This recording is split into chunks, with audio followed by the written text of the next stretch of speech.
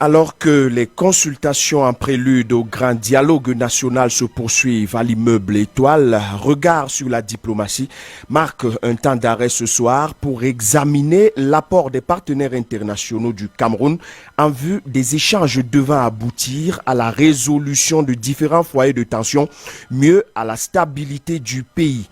Vous êtes bien sur Royal FM, mesdames, messieurs, c'est 88.4 disponible sur Facebook à l'adresse Royal FM Manomo espace Cameroun et nous sommes ensemble jusqu'à 23h pour vous servir ce soir. Ulrich Kemwe est à la mise en onde, Alain Kwekam s'assure de la vidéo caméra, régie d'antenne Yannick Ngelewi, coordination éditoriale, Carole Prudence Tientu, coordination centrale Roger Kiekdukiki et à la supervision générale Emmanuel Noël Bissaï. Je suis Yves Modeste Ngué, bonsoir à tous et bienvenue.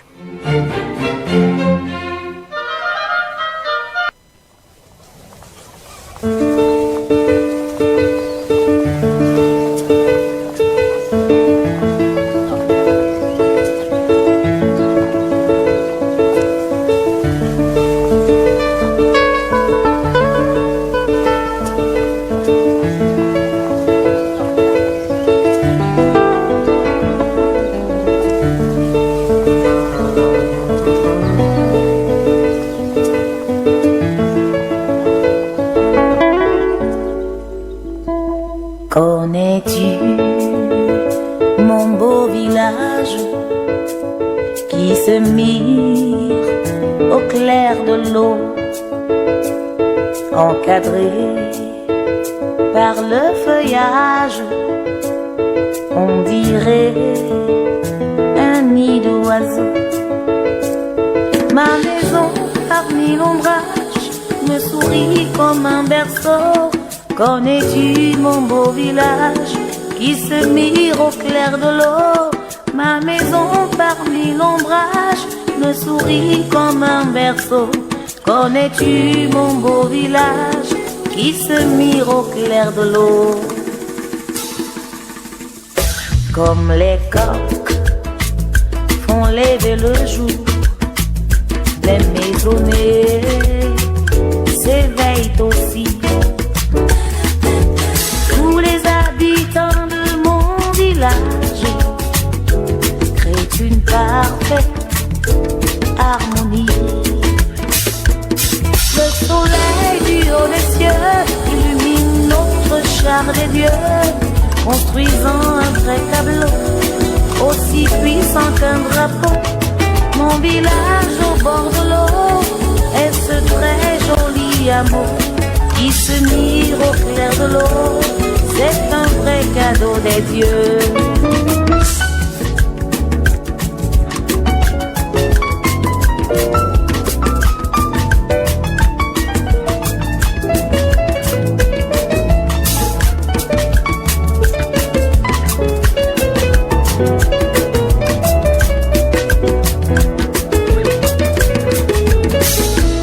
Et la nuit, quand tout est calme, que les oiseaux sont au repos, les grillons prennent le relais pendant ce moment de paix. Ma maison parmi l'ombrage me sourit comme un berceau. Connais-tu mon beau village qui se mire au clair de l'eau? Ma maison parmi l'ombrage me sourit comme un berceau. Connais-tu mon beau village qui se mire au clair de l'eau? Alors, vous prenez le train en marche, vous êtes bien sûr Royal FM, l'émission c'est Regard sur la diplomatie et c'est jusqu'à 23h. Merci de renouveler votre confiance à la radio des auditeurs. Vous pouvez contribuer au 6 80 71 15 73 21, 6 71 15 73 21, 6 55 54 34 57 ou tout simplement nous écrire à la page de la radio, c'est Royal FM Manomo, espace Cameroun. L'émission c'est Regard sur la diplomatie et notre panel est déjà constitué. À mes côtés, Morgan Palmer. Bonsoir, Morgan Palmer. Bonsoir, Yves Modeste Ngué. C'est bien la première fois que vous êtes sur ce plateau. Regard sur la diplomatie, bienvenue. Tout à fait. C'est la première fois que je participe à ce programme dont j'ai beaucoup entendu parler. Un programme dédié à la diplomatie, c'est assez innovant. Je me souviens quand même qu'au début des radios FM et des médias en général au Cameroun, en tout cas des médias libres, au Cameroun dans les années 2000, il y avait un programme similaire qui passait en télévision qui a disparu entre-temps.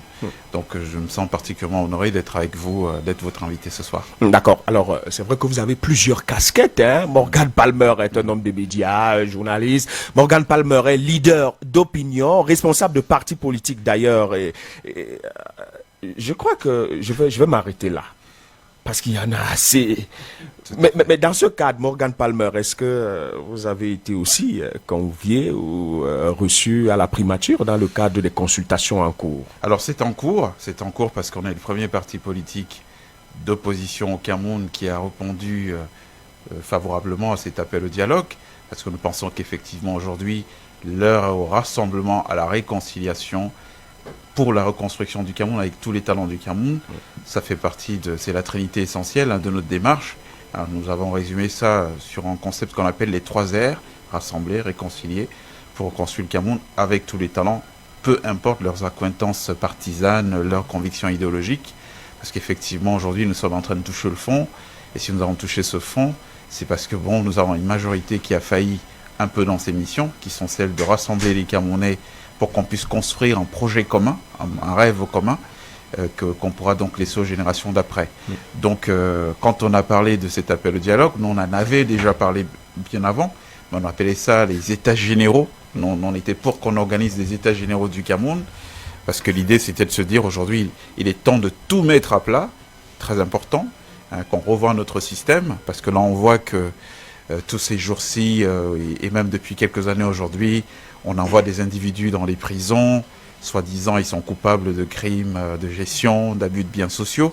Mais nous, on pensait que, en réalité, au lieu de faire le procès des individus, aujourd'hui, ce qu'il faut faire, c'est le procès du système. Donc, procès du système qui appelle beaucoup d'humilité et qui appelle une approche collective en termes de comptabilité dans la responsabilité de ce qui se passe. Donc voilà, ça fait que ce dialogue appelé par le président est tombé bien à point nommé pour nous, c'est une autre vision. Maintenant, on espère que ce sera un vrai dialogue pour solutionner les problèmes du Cameroun et non une instrumentalisation du dialogue pour obéir à des agendas politiques, pour faire du gain politique, du gain de temps et peut-être du gain financier, puisqu'on entend déjà parler d'affaires d'argent qui circulerait. Voilà. En tout cas, dialogue national, nous allons en parler tout au long de cette émission. Alors à côté, Guy Dieudonné Soptouk, bonsoir. Bonsoir, Yves Modeste Ngué. Bienvenue à nouveau, c'est pas la première fois quand même. Merci, c'est un plaisir renouvelé d'être là ce soir. Alors, vous êtes philosophe, spécialiste des questions d'entrepreneuriat jeune, vous êtes spécialiste des questions de mondialisation et de l'intégration africaine, et surtout dans le projet de l'unité africaine. Alors, vous avez suivi l'actualité de la semaine, avec notamment ce qui se passe du côté des États-Unis d'Amérique, où le président Donald Trump est ciblé par une motion de déchéance. Oui, mais... par les démocrates. Oui, je crois que l'enquête a été ouverte et si les preuves sont données, je crois que ce qui est prévu par la Constitution américaine, c'est-à-dire le processus va donner les résultats. Ça pourrait être validé, c'est-à-dire le processus de destitution du président, ou alors non. Je crois que dans l'histoire américaine, quand même, nous avons déjà eu 2 précédentes procédures, mais qui n'ont pas abouti. Et quand on sait également qu'au niveau du Sénat, les républicains sont majoritaires, on pourrait penser que, sans être pessimiste, on pourrait penser que peut-être cette procédure ne pourrait pas aboutir. Mais laissons les procédures suivre son cours normalement. D'accord. Alors, à côté, c'est Pius Moulolo. Vous êtes journaliste, écrivain, chercheur et surtout acteur de Climate Gate Line. Il s'agit là je crois, c'est baptisé une autre histoire du réchauffement climatique. Vous êtes un expert des questions environnementales et surtout des questions climatiques également. Bienvenue sur ce plateau. Merci Modeste, et c'est un honneur d'être ici. Je pense que c'est la deuxième fois qu'on se voit, mais la première fois sur Royal FM. Donc je pense être ici déjà à côté du grand frère Morgan, c'est aussi un honneur pour la qualité de ses propos. Et sur la suite de mon copanéliste. Donc je pense que c'est important, une émission comme celle-ci, au moment où le Cameroun est sur la rampe des projecteurs, déjà de s'intéresser à ce qui se passe aujourd'hui. Et on en parlait bien avant l'émission. Les questions de fond, le vivre ensemble, beaucoup plus que le manger ensemble. Je pense qu'il faudrait qu'on en parle. Et aussi, depuis 2015, ça fait bientôt 4 ans que nous avons les accords de Paris sur les changements climatiques. Donc il faudrait qu'on en parle. Est-ce qu'on avance? Est-ce qu'on n'avance pas? Est-ce que c'est des déclarations de bonnes intentions? Est-ce que les questions financières sont réglées? Voilà. Donc, je pense qu'on a le pain sur la planche. Oui. Avant de parler de cette thématique-là, est-ce que ce qui se passe aux États-Unis ou bien cette annonce pourrait aboutir quand même lorsque vous essayez d'analyser à votre niveau la situation? Bon, je n'ai pas suivi la question de près, mais ça me rappelle une histoire très célèbre. Vous parlez de mon livre, le Climate Gate. Ça rappelle l'affaire du Watergate. Vous savez que les questions juridiques aux États-Unis sont très pointueuses. Mais comme mon compagnoniste l'expliquait, il ne faudrait pas qu'on se fie à l'effet de médias, à l'effet de communication. Je pense que, comme on peut le dire aujourd'hui, les chambres sont assez déséquilibrées. Et je pense que Trump n'est pas prêt de partir. Donc, wait and see. Alors, Morgan Palmer, ça veut dire que Donald Trump n'a pas à s'inquiéter? Bon, vous savez, c'est une vieille démocratie, les États-Unis d'Amérique. Effectivement, ce qui peut être un sujet d'inquiétude, c'est quand on n'a pas une majorité dans les deux chambres, la Chambre des représentants et le Sénat, mais ce qui n'est pas le cas aujourd'hui en ce qui concerne le Parti républicain. Moi, je pense que cette démarche des démocrates aujourd'hui vise plutôt à porter un coup de sabre à la sérénité, à l'espèce de sérénité qui anime le président Trump depuis qu'il a pris le pouvoir. Il y a une belle dynamique qui s'est construite autour de lui, en tout cas resserrée autour des Américains qui étaient pour que ressurgisse leur grandeur d'antan, Make America Great Again, on connaît ça. Donc je ne pense pas qu'il y ait vraiment matière à être inquiet. On est loin quand même du Watergate, avec Richard Nixon qui était très affaibli à l'époque.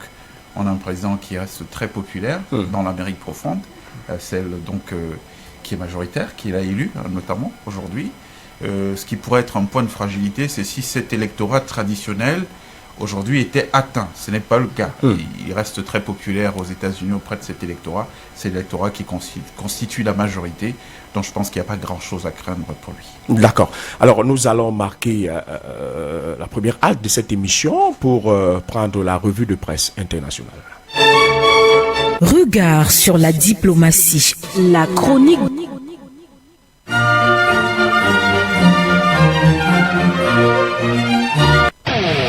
Regard sur la diplomatie, la revue de presse internationale.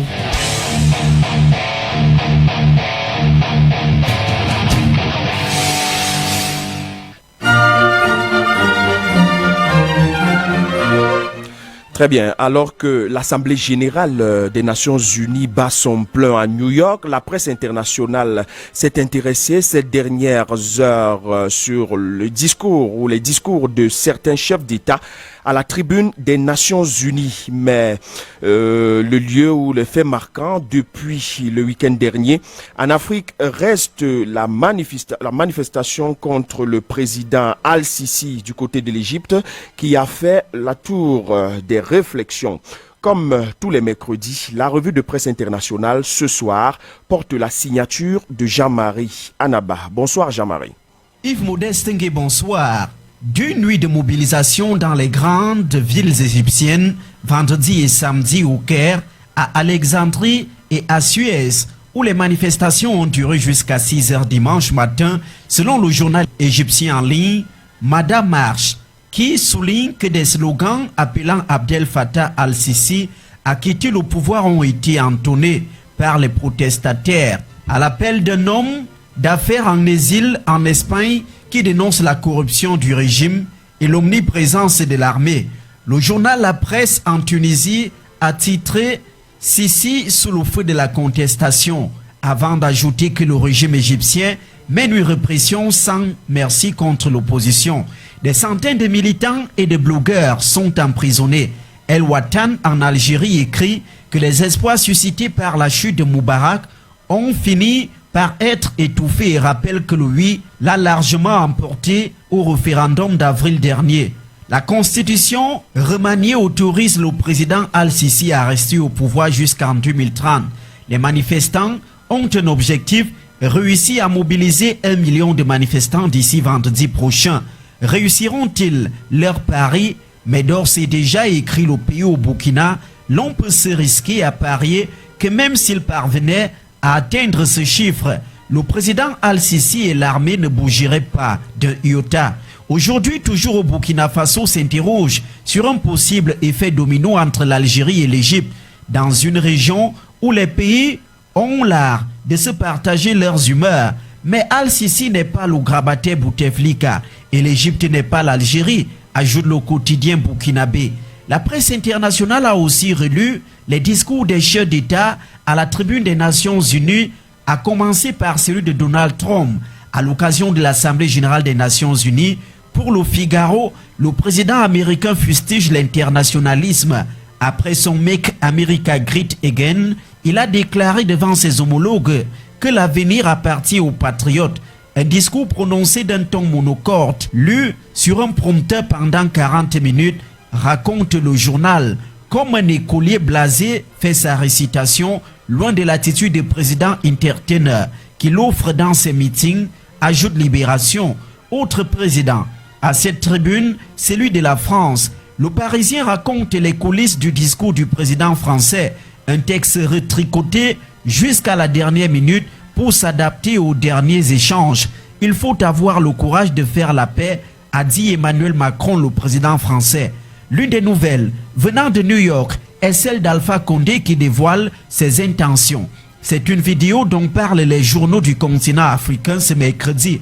On y voit à New York le président de la Guinée demander à ses concitoyens de la diaspora de s'organiser et de se préparer pour le référendum et les élections. Alpha Condé a tranché, titre lojeli.com, qui juge sévèrement cette prise de position du chef de l'État.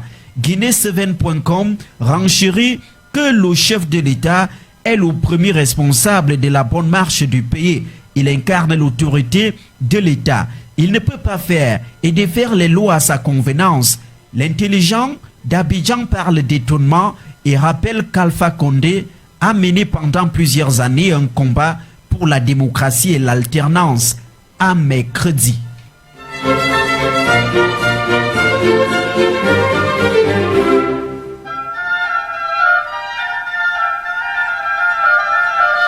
À mercredi, Jean-Marie Anaba, merci pour cette revue de presse internationale.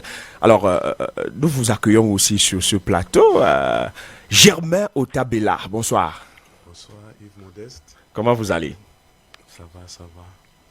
Vous êtes enfin là sur le plateau de regard sur la diplomatie. Alors, je vais dire aux auditeurs que Germain Otabella est historien de relations internationales.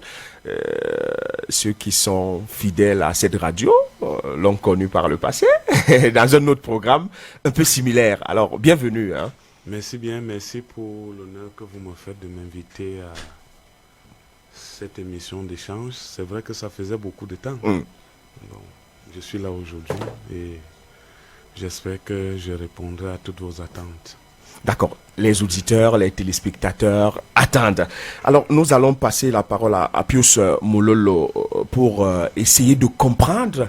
Il y a une activité qui s'est tenue du côté des États-Unis en marge de l'ouverture de l'Assemblée générale des Nations Unies. C'était lundi, avant-hier, on parlait d'un sommet sur le climat. Et un sommet qui se tient dans un contexte aussi particulier. Et on voit un peu comment, qu'est-ce qui se dit ou se fait tout autour des résolutions de l'accord de Paris, signé en 2015. Et aujourd'hui, on pourrait bien se poser la question, où en est-on? Mais avec vous, Pius Mololo, justement, où en est-on avec les résolutions de cet accord-là? Oui, merci une fois de plus. Je pense que si on doit parler de l'accord de Paris, on doit parler d'une réussite déjà. À l'époque, on parlait d'un demi-succès. Donc, on pourrait se parler d'un demi-échec. Parce que c'est très bien, il y a eu des déclarations de bonnes intentions, il y a eu des grands discours, mais je pense que jusqu'à aujourd'hui, il y a des questions qui coincent. Principalement les questions financières. Je pense déjà que en 2015, on avait prédit l'échec programmé de la COP21. Et lorsqu'on le disait, beaucoup disaient que nous étions des climato-sceptiques. Et j'assume ce statut d'ailleurs, je suis climato-sceptique. Pas dans le sens où je ne crois pas à la réalité des changements climatiques. Je pense qu'il y a un manque de volonté politique, de manière générale, de l'ensemble des grands pays. Et à l'époque, déjà en 2009, lors de la COP15 de Copenhague, je pense que François Bayrou disait que la conférence de Copenhague est un cycle. Et je pense que nous sommes aujourd'hui dans le cycle. Voilà. Pourquoi? Parce que lorsqu'on jubilait en 2015, tout le monde a dit, voilà, enfin, on a réussi à adopter un texte qui va remplacer et prendre la suite du protocole de Kyoto, qui vise à limiter les émissions mondiales de CO2 à 2 degrés C d'ici la fin du siècle, avec l'ambition d'arriver à 1 degré C le plus tôt possible. Et je pense que cette ambition devrait s'accompagner de moyens. Sauf qu'il y a eu beaucoup de promesses. Et dans le fond, on continue à attendre de l'argent. Donc, c'est la question de fond, justement. D'accord. Peut-être que Morgan Palmer n'est pas tout à fait d'accord avec... Non, je partage. Voilà. Nous avons avec nous un spécialiste de ces questions. Effectivement, on en avait regardé avec beaucoup de scepticisme. Cette fameuse COP21. On a pris l'habitude d'avoir des grands colloques, des grands symposiums qui se tiennent dans le monde, nourris par de très belles intentions. Bon, mais la question en réalité de fond qu'on devrait poser en premier, c'est comment on finance, qui va payer? Parce qu'il ne sert à rien de... C'est vrai que c'est profitable dans la mesure où les uns et les autres mangent des petits fours, boivent du champagne. En l'occurrence à Paris, c'était du très bon champagne, puisque c'est le pays du champagne. Mais bon, passé cela, si on veut redevenir sérieux, il n'y a pas grand-chose... Il n'y a pas grand-chose derrière. Je crois que le problème climatique aujourd'hui doit être évoqué à l'échelle mondiale. Alors quand vous avez certains États qui ne sont pas les moindres, comme les États-Unis qui ne sont pas signataires par exemple des accords de Kyoto, ça pose un petit problème. Donc on a des engagements à géométrie variable. Non, je pense que la planète aujourd'hui, on est tous liés.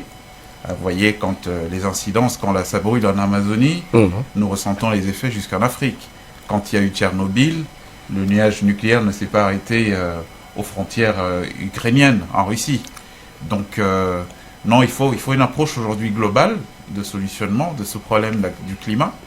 Bon, c'est vrai qu'on n'est pas tous affectés au même niveau. Moi, je me souviens, quand j'étais plus jeune, on avait dans nos villages des rivières dans lesquelles on allait se laver. Ici en Afrique, aujourd'hui, ces rivières se sont complètement asséchées. Certaines existent encore. Hein. Oui, mais beaucoup se sont asséchées. Oui. Hein, je ne sais pas... Bon, on n'est pas forcément voilà. de la même génération, mais je suis un peu plus âgé que vous. Ouais. Et donc, nous, quand on était petits, c'était d'ailleurs nos terrains de jeu. Hein. Il n'y avait pas Internet et tout ce qu'on a aujourd'hui. On n'a qu'à voir à Yaoundé, d'ailleurs. Il y avait des lacs ici qui n'existent plus. Tout à fait. Et Foulane, le lac des Foulanes, à Colbison, il y avait effectivement des lacs qui ont disparu du fait du réchauffement climatique. C'est pour ça que nous, on est pour, au niveau du Parti républicain, puisque la question écologique est au cœur de notre projet. Nous sommes pour qu'aujourd'hui, qu'il y ait une vraie concertation, une vraie sincérité pour aborder ces questions qui sont des problèmes importants pour l'humanité. Oui, sans le couper, je voulais le relancer un peu, parce qu'on revenait un peu sur le cadre d'Afrique. C'est vrai qu'on reste dans le contexte général, mais je dis, pour relancer ce qu'il disait, je pense que le réchauffement climatique, c'est une question globale. C'est une question qui intéresse tout le monde, parce que comme le professeur Touda disait, il y a ce qu'on appelle la question de transfrontalité des zones de contact. Ça veut dire qu'il n'y a pas une frontière pour le climat. C'est-à-dire qu'il suffit qu'il y ait un effet au Cameroun, qu'il y ait une cause au Cameroun, il y aura des effets aux États-Unis et vice-versa. Mais sauf qu'aujourd'hui, comme Meles Zenawi le disait, l'ancien premier ministre éthiopien, l'Afrique aujourd'hui paye le plus lourd tribut de la question du changement climatique. D'ailleurs, que les effets sont visibles. Il a pris quelques exemples. On peut revenir sur la question du lac Tchad, donc qui est passé de 25 000 km² il y a cela 50 ans, à moins de 2500 km aujourd'hui. On peut revenir dans les pays comme peut-être le Kenya avec le mont Kibo sur le Kilimandjaro, qui a perdu près de 82% de sa corde glaciaire. Ce qui montre quand même qu'il y a des conséquences en aval, avec la question de la végétation, les pâturages, tout le reste. On peut revenir dans les zones côtières comme au Sénégal, à Dakar, on peut repartir au nord avec le delta du Nil. On se rend compte qu'il y a ce qu'on appelle l'élévation au niveau de la mer. Vous savez aujourd'hui que le delta du Nil, c'est l'une des régions les plus fertiles de l'Égypte. Sauf qu'aujourd'hui, avec l'élévation au niveau de la mer, on a perdu des superficies de terres agricoles. Il y a un impact autour de la production du blé. On peut revenir et on peut prendre plus d'exemples. Mais pour revenir à ce que je disais, l'Afrique, c'est la région la plus touchée. Pourquoi? Parce que il y a d'abord la fragilité des écosystèmes et il y a l'extrême pauvreté. On se rend compte que pour un continent qui ne contribue qu'à hauteur de 4% des émissions mondiales de gaz à effet de serre, vous comprenez, aujourd'hui, il y a des morts qui s'enchaînent et toutes les promesses sont faites autour. On compte, il y a des bonnes intentions, mais rien n'est fait. Voilà, donc je pense, comme le président le disait, cela est fondamentalement injuste. Il faudrait se poser la question. Qu'est-ce que l'Afrique fait pour sortir de là? D'accord. Alors, nous avons posé quelques questions à une personne, à un grand universitaire camerounais et même international qui vit du côté des États-Unis d'Amérique. Il s'agit du professeur Parfait Ilundu Enyege. Il enseigne à l'université de Cornell. Il a été très impliqué dans ce sommet qui s'est tenu lundi dernier. Il a même participé à la rédaction d'un rapport. Alors, le professeur Parfait Ilundu Enyege a contribué à la rédaction d'un rapport très attendu et désormais public sur les projets du monde dans la réalisation des objectifs du développement durable. Oui, effectivement, c'était un rapport attendu. Et il était spécial pour deux raisons. La première, c'est qu'il était commandité spécialement par tous les États membres des Nations Unies. Et c'était le tout premier rapport de ce genre. Et dans ce rapport, il s'agissait de faire le bilan de ces 4 premières années de mise en œuvre des ODD. Alors, le deuxième aspect qui rendait ce rapport un peu spécial, c'est qu'il a été rédigé par un groupe indépendant de scientifiques, 15 au total, et ce groupe a été nommé par le secrétaire général des Nations Unies. Et l'idée d'avoir un groupe de scientifiques produire ce rapport, c'était de pouvoir avoir une évaluation externe et indépendante qui puisse compléter les évaluations internes au sein des Nations Unies elles-mêmes. Et professeur Parfait Ilundu Enyege, que peut-on retenir de ce premier rapport sur l'atteinte des objectifs du développement durable et notamment sur son volet environnement? L'une des conclusions majeures de ce rapport, c'est que le modèle de développement actuel n'est pas soutenable. Il n'est plus viable aujourd'hui de promouvoir des modèles de croissance économique par la seule augmentation de la consommation de biens matériels. Si vous regardez les projections de l'utilisation mondiale de matériaux, vous verrez que cette utilisation fait plus que doubler au cours des 50 prochaines années, passant de près de 80 gigatonnes à plus de 170 gigatonnes, ce qui entraîne bien évidemment une augmentation dangereuse des émissions de gaz à effet de serre et d'autres polluants toxiques. C'est vrai que le modèle de développement actuel a apporté la prospérité dans le passé, mais aujourd'hui, il conduit la planète vers des points de non-retour en ce qui concerne notre environnement. Alors il faut changer de cap et il faut changer de cap urgemment. Et pour le faire, il faut transformer en profondeur nos activités et nos comportements dans un certain nombre de domaines, notamment l'alimentation, l'énergie, la consommation, la production et le développement urbain. C'est des changements qui sont difficiles, mais qui peuvent être réalisés et ne le seront que s'il y a une coordination étroite entre les gouvernements, les entreprises, les communautés, la société civile et les individus.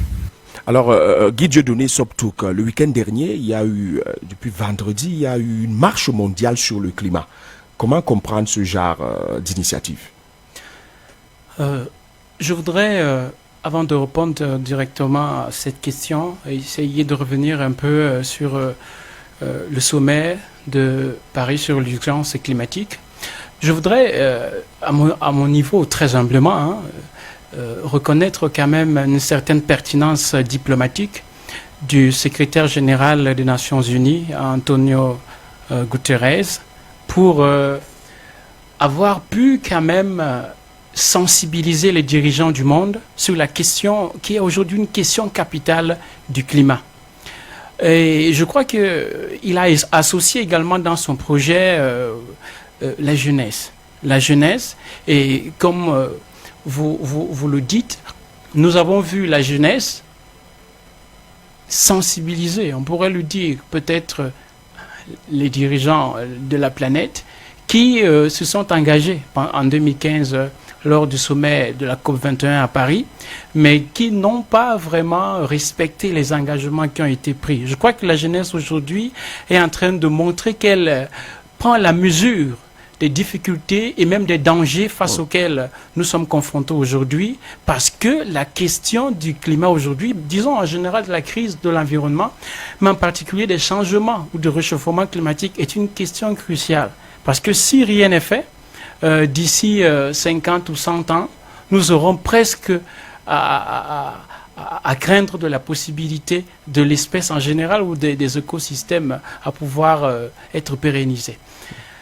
Donc, ce que je pourrais dire pour me résumer, c'est que les jeunes montrent aujourd'hui qu'ils ont pris conscience des dangers que nous courons aujourd'hui en ce qui concerne la crise fondamentale de l'environnement et que elle veut, cette jeunesse-là, pousser nos dirigeants à prendre des engagements pratiques et non à faire des beaux discours ou alors avoir des belles intentions, mais qui ne sont pas matérialisées sur le terrain. D'accord. Alors, le professeur Parfait Lundu Inyege va nous dire comment rattraper le retard accusé dans la non-prise en compte des résolutions de l'accord de Paris par certains États. Pour rattraper ce retard, il n'est plus question de faire du business as usual. Il faudrait une transformation radicale, pas une adaptation graduelle. Alors, cette transformation radicale doit toucher deux secteurs en particulier, le secteur alimentaire et le secteur énergétique. S'agissant du secteur alimentaire, nous devons transformer presque toutes ses composantes, que ce soit les infrastructures de production, les habitudes de consommation, les comportements culturels et les politiques actuelles qui maintiennent un mode fortement inégalitaire dans lequel on se trouve dans une situation paradoxale où vous avez à la fois de la sous-alimentation et de la suralimentation. Pour prendre des chiffres simples, vous avez aujourd'hui des statistiques mondiales qui montrent qu'environ 2 milliards de personnes sur la planète souffrent d'insécurité alimentaire. Et de l'autre côté, vous avez exactement le même chiffre, 2 milliards d'adultes qui sont en surpoids.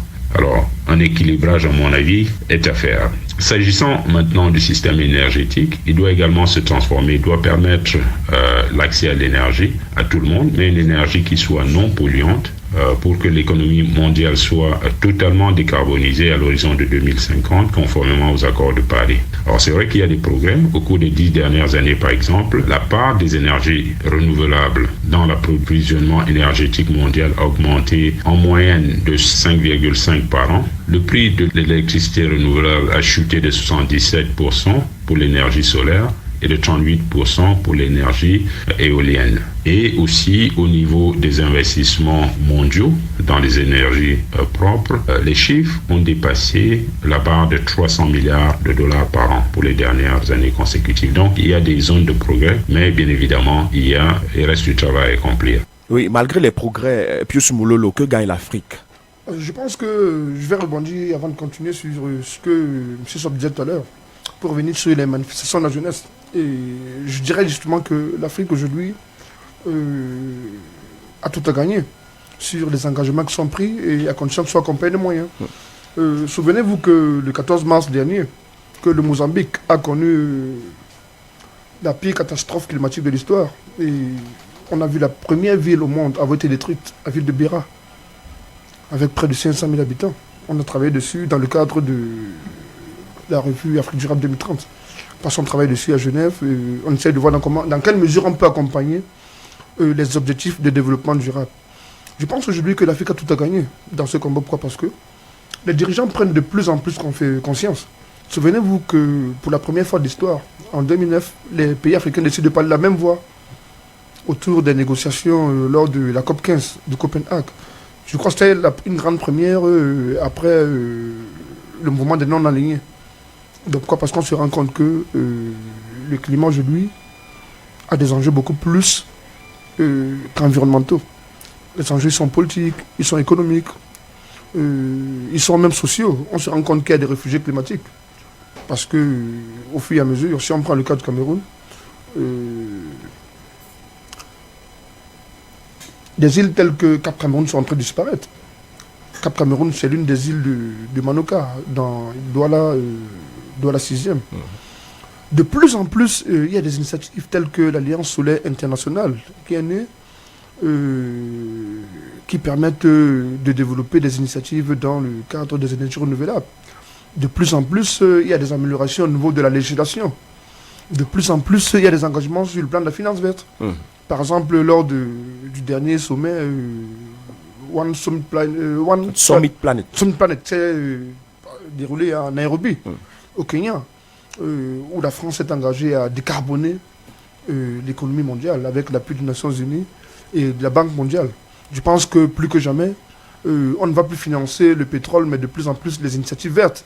Je pense que c'est dans ce sens que notre grand frère Morgan Palmer travaille.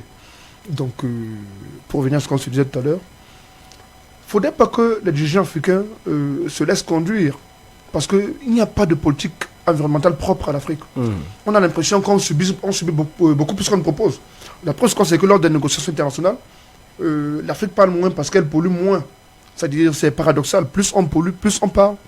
Vous comprenez un peu? On se rend compte que l'Afrique, pour parler, s'adosse sur la Chine. On parle du G77 plus Chine. Pourquoi? Parce qu'on se rend compte que les autres pays, comme les États-Unis, peuvent dire, voilà, on ne marche pas. Pourquoi? Parce qu'ils ont plus de moyens financiers, ils polluent plus et le reste à la traîne. Donc, si on se rend compte que les États-Unis, justement, sont sortis des accords de Paris, comme ils l'ont fait pour le cas du protocole de Kyoto, quel est l'avenir pour l'Afrique? Parce qu'il y a ce qu'on appelle le principe de responsabilité commune et différenciée. Vous comprenez un peu? C'est-à-dire, on dit, les États qui ont pollué avant l'ère industrielle, aujourd'hui, doivent assumer les responsabilités. Et le but, c'est quoi? Si on prend l'article 2 de la Convention 4 des Nations Unies sur les changements climatiques, on dit le but ultime, et ça intéresse l'Afrique, c'est à ce niveau, pour demander qu'est-ce que l'Afrique gagne. Le but ultime de la Convention 4 de 92 et les textes connexes qui l'accompagnent, c'est de contenir l'élévation moyenne de la température à un niveau qui empêche toute perturbation anthropique, c'est-à-dire l'influence de l'homme, du système climatique. Et on dit il convient d'atteindre cet objectif le plus rapidement possible, afin que les écosystèmes s'adaptent naturellement au changement climatique, que la production alimentaire ne soit pas menacée et que le développement économique puisse se poursuivre de manière durable. Or, on se rend compte que l'Afrique n'est pas encore développée. Il y a la question de la sécurité alimentaire. Vous vous souvenez qu'en 2008, il y a eu la crise des émeutes de la faim. À quoi est-ce qu'elle était due? Elle était due au fait que, avec la crise pétrolière, justement, les grands pays qui ne produisent pas le pétrole se sont servis des matières premières agricoles pour produire ce qu'on appelle les biocarburants. Or, vous vous rendez compte que les biocarburants concurrencent directement la production agricole. Et lorsqu'il y a concurrence, prenons le cas du maïs, qui est une matière première agricole, prenons le cas de la canne à sucre. Vous comprenez un peu? Donc, une fois qu'on concurrence la production agricole, qu'est-ce qui se passe? Il y a la vie chère. Vous comprenez un peu? Ça veut dire que l'Afrique aujourd'hui doit se dire comment est-ce qu'on doit penser le développement durable, la protection de l'environnement et le progrès social. C'est-à-dire qu'aujourd'hui, je pense que l'Afrique est plus concernée que les autres. D'accord. Et dans ce sens, j'imagine, et je pense qu'il y a eu des propositions. Le professeur Parfait Elundu Enyege nous en donne quelques-unes ici, notamment la contribution du Cameroun aussi dans la préservation de l'environnement. Pour préserver la planète, les contributions des pays développés devront bien évidemment être différentes de celles des pays en développement. Les pays développés doivent modifier leur mode de production et de consommation, notamment ils doivent réduire la consommation, ils doivent limiter l'utilisation des combustibles fossiles et des plastiques, ils doivent encourager les investissements publics et privés en phase avec les objectifs de développement durable. Pour les pays pauvres, les plus pauvres, ils ont encore besoin de croissance pour assurer les services sociaux et mettre en place des infrastructures de qualité. Mais cependant, il faudrait rechercher une croissance qui soit plus verte, moins polluante, c'est-à-dire découpler les processus de croissance et de la dégradation de l'environnement. qu'il y a aussi des responsabilités qui vont au-delà des responsabilités de l'État et qui touchent les individus. Alors au niveau des individus, il y a des actes simples, recycler, consommer un peu plus vert, utiliser des moyens de transport écologique, suivre pour les jeunes, par exemple dans le domaine de la mode, suivre des marques qui respectent l'environnement dans leur processus de production.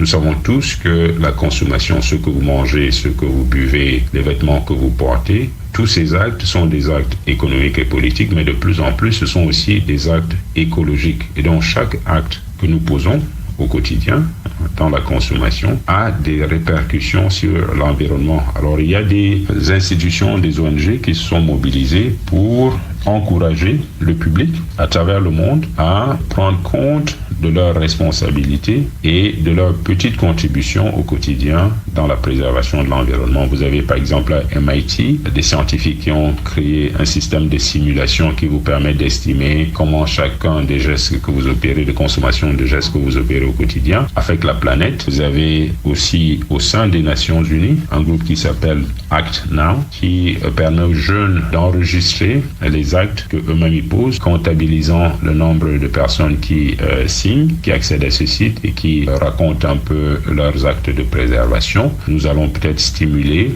une conscience collective de nos responsabilités et du pouvoir individuel que nous avons à préserver l'environnement.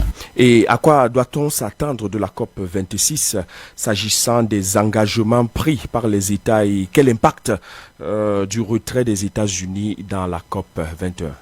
Oui, effectivement, il faut déplorer que la transition énergétique soit encore ralentie au niveau mondial par certains États qui continuent d'apporter des subventions, que ce soit directes ou indirectes, aux combustibles fossiles ou qui persistent encore à ignorer les vrais coûts économiques, sanitaires et environnementaux de l'utilisation de ces combustibles. Mais de notre côté, il ne faut pas non plus négliger les actions qui ont été entreprises par de nombreux pays ou même des individus à l'intérieur de certains pays. Je signale notamment la grève mondiale pour le climat qui a été animée par les jeunes du monde entier tout au long de cette semaine, sous l'impulsion notamment de la jeune activiste suédoise Greta Thunberg. Également, lors des séances autour de l'Assemblée générale, vous avez des ambassadeurs de bonne volonté, notamment un acteur qui est bien connu des jeunes, qui fait partie de la série Game of Thrones, qui a été dépêché pour voir et comprendre un peu les feux de forêt qui sont répandus en Amazonie le mois dernier et qui ont relancé le débat sur les équilibres entre le climat et la pauvreté ou sur la responsabilité relative des pays riches et des pays pauvres dans le maintien des forêts dans le monde. Donc, ce que je veux dire, c'est qu'il y a certes des lenteurs qui sont encore enregistrées, mais il y a également beaucoup de choses qui se mettent en place et un mouvement qui, à mon avis, est irréversible dans la prise de conscience, notamment au niveau des jeunes, de la nécessité d'agir et d'agir rapidement. Merci au professeur Parfait Ilundu Enyege. Il est enseignant à l'Université de Cornell aux États-Unis et très impliqué dans les questions climatiques également avec le sommet qui s'est tenu du côté des États-Unis lundi dernier. Guy Dieudonné Soptouk, est-ce que vous ressentez une certaine motivation du monde entier à sauver le climat? Oui, la motivation est bien perceptible à partir de ce que nous voyons en ce qui concerne le sommet qui est en cours. Je voudrais dire que lorsque vous avez reformulé ce thème ou ce sujet, vous êtes revenu sur, moi je dirais, un concept qui me paraît clé, c'est le concept du gap. Ici, nous avons quand même observé un certain gap entre les engagements qui ont été pris lors de la COP21 et l'actualité brûlante aujourd'hui. C'est que les États ou les chefs d'État s'étaient engagés à maintenir la température, l'augmentation de la température à 2 degrés Celsius. Et puis, il y avait également un engagement qui devait amener les États à réduire l'émission des gaz à effet de serre. Aujourd'hui, quand nous observons de manière pratique, nous voyons que ce maintien qui a été formulé de la température à 2 degrés n'est pas réalisé. Au contraire, on pourrait dire qu'on a plus, je crois, environ plus de 2,5 ou 2,6 aujourd'hui, et que les grands pays industrialisés, bien évidemment, les États-Unis qui font partie de l'un des pays qui émettent le plus les gaz à effet de serre, se sont même retirés des engagements pris lors de la COP21. Donc, tout cela a vraiment fait en sorte qu'il y a un certain relâchement qui a été observé au niveau de la prise en compte ou au niveau de la prise en considération des engagements qui ont été pris. Alors, qu'est-ce que cela veut dire? Cela veut dire que le monde entier, ou bien les dirigeants, on pourrait le dire, ne prenaient pas suffisamment en considération la gravité du climat, ou alors, même si la gravité était là, était perceptible, que les réactions vis-à-vis de cela n'étaient pas suffisantes. Voilà pourquoi Antonio Guterres, à l'entame du sommet climat-urgence, avait dit que les chefs d'État ont toujours l'habitude, permettez-le-moi, de prendre de bonnes résolutions. Mais aujourd'hui, on n'est plus à de bonnes résolutions. On est à des actions pratiques. Voilà pourquoi il a demandé que les copies qui avaient été envoyées préalablement aux États avaient pour objectif de titiller une réflexion suffisante, afin que, lors du sommet, que les différents représentants des pays proposent des solutions pratiques qui vont donc permettre, ça peut être des solutions technologiques, ça peut être des solutions en tout cas de tous bords, mais qui permettent en sorte qu'on prenne suffisamment conscience de la question et qu'on mette suffisamment de moyens pour pouvoir pallier ce problème qui est aujourd'hui, comme je le disais à l'entame, un problème crucial. Oui, Pius. Oui, je vais aller en encontre de ce qu'il a dit sans le contredire. C'est-à-dire, on parlait de la bonne volonté des États. J'ai à bord ma casquette de climato-sceptique. Je dis, en 2009, François Bayrou disait que les États de la planète doivent se mobiliser afin que la guerre du climat n'ait pas lieu. Le climato-sceptique... Vous la voyez déjà à l'horizon? Oui, il y a une guerre du climat qui est réelle. Je pense que la guerre tourne autour du capitalisme. Je pense que Claude Allègre... Et justement, j'allais vous demander tout à l'heure où en sommes-nous avec cette résolution qui supposait que les États qui polluent le plus puissent venir en aide aux pays en voie de développement. Claude Allègre parlait de l'imposture climatique. Je pense que nous sommes en plein dans l'imposture. Parce qu'aujourd'hui, on se rend compte que c'est les États qui polluent le plus qui dirigent la politique mondiale du climat. Je prends le cas des États-Unis. Nous sommes victimes du système capitaliste américain. Celui de la surproduction, celui de la surconsommation, celui de la surexploitation, celui du surprofit. Je pense aujourd'hui que ceux qui mènent l'économie mondiale, c'est des grandes banques, c'est des firmes multinationales. On peut les citer ici, c'est des paradis fiscaux, c'est des fonds d'investissement. C'est ceux-là qui tiennent l'économie mondiale. Je pense aujourd'hui que si on ne peut pas s'attaquer à ces personnes-là, on est passé à côté de la plaque. Comprenez très bien. Parce que, justement, au-delà des bonnes intentions, on se rend compte que, prenons le cas du bassin du Congo, les forêts continuent à perdre du bois. Je pense quand même que le bassin du Congo, c'est le deuxième poumon vert de la planète. Oui. Et quand on voit le rythme avec lequel le bois sort de nos forêts, je pense qu'il y a lieu de se questionner. Je le disais dans une chaîne concurrente. Aujourd'hui, on dit, on est en train de se battre à Paris, on s'est battu à Copenhague, on va l'année prochaine à Santiago au Chili, lors de la COP26. Mais on se pose la question de fond. Est-ce que pendant qu'on fait ces COP, parce que Saladin Mezouar, qui a présidé la première COP qui s'est passée au Maroc, qui était un grand succès d'ailleurs, disait qu'il faudrait que les COP arrêtent d'être des COP des dirigeants et des clubs des hommes d'affaires. Il faudrait que ce soit des COP de l'action. Pendant qu'on est en train de faire ces COP, on n'empêche pas aux multinationales de piller l'Afrique, d'exploiter les richesses. Qu'est-ce qui est fait dans le fond? Il faut donc une politique tout autour. Il faut une politique. Et je pense même que la question du climat est liée même à la question de la souveraineté de l'Afrique. On a affaire aux États faibles. Je prends le cas de la RED+, la réduction des émissions dues à la déforestation. Ça, c'est un cas concret. Aujourd'hui, on vous dit, les États qui font des efforts, on prend le cas de ce qu'on appelle le marché carbone. C'est-à-dire, plus vous faites des efforts de réduire les émissions dues à la déforestation, à la dégradation des forêts, la conservation des écosystèmes durables, on se rend compte que on devrait vous récompenser par des investissements propres. Mais qu'est-ce qui se passe dans le cas de la RED+? On se rend compte que d'abord les États africains n'ont pas de la technologie pour pouvoir contrôler le niveau de déforestation. Il y a le phénomène des fuites. Ça veut dire que les multinationales qui pillent sont dans plusieurs pays. Alors un pays comme le Cameroun qui n'a même pas accès aux données satellitaires, comment est-ce qu'il peut mesurer l'empreinte carbone qu'il y a dans nos forêts? Comprenez un peu, ça c'est un exemple. C'est comme si on disait à un enfant, voilà, de 2 ans, si tu réussis à lasser tes chaussures, on va donner un bonbon. On n'a pas la technologie. Et c'est quoi l'urgence? L'urgence aujourd'hui, c'est de dire aux États-Africains que, et je pense que c'est la conclusion de mon livre, le Climate Gate, l'urgence, la question de fond aujourd'hui, parce que tout ce qu'on va faire, ce sera une déclaration de bonnes intentions. Parce que la question de fond, elle est financière. L'Afrique n'a pas son argent. On demandait, mais François Hollande, il promettait 4 milliards en 2015. Mais où est-ce qu'il allait prendre cet argent? Comprenez un peu. Est-ce que l'argent il est concret? Est-ce qu'on peut le toucher? Est-ce qu'on ne le prendra pas dans le compte des opérations? Je pense que l'urgence pour l'Afrique, c'est de s'unir. Africa must unite. Parce que tant que l'Afrique n'est pas unie, elle ne pourra pas avoir de politique propre. Je pense que la question environnementale est liée au destin même de l'Afrique.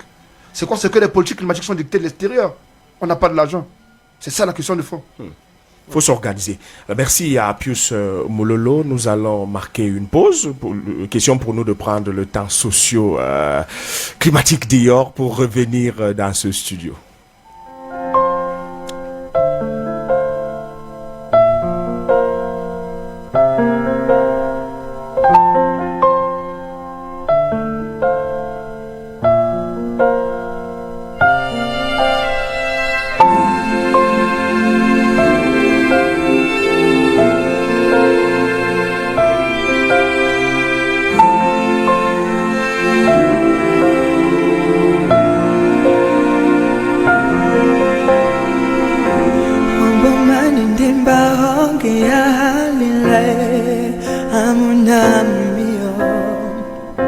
Nasimbele wato bunyano poli bantu aniamba bekwadie Yete na mokane mulema mwambilo koso ansonyewe Na makane wa sungobotia na wenge Na wanya wa sonjaye bojimbeae Sewanuwe Sewanuwe Banui maui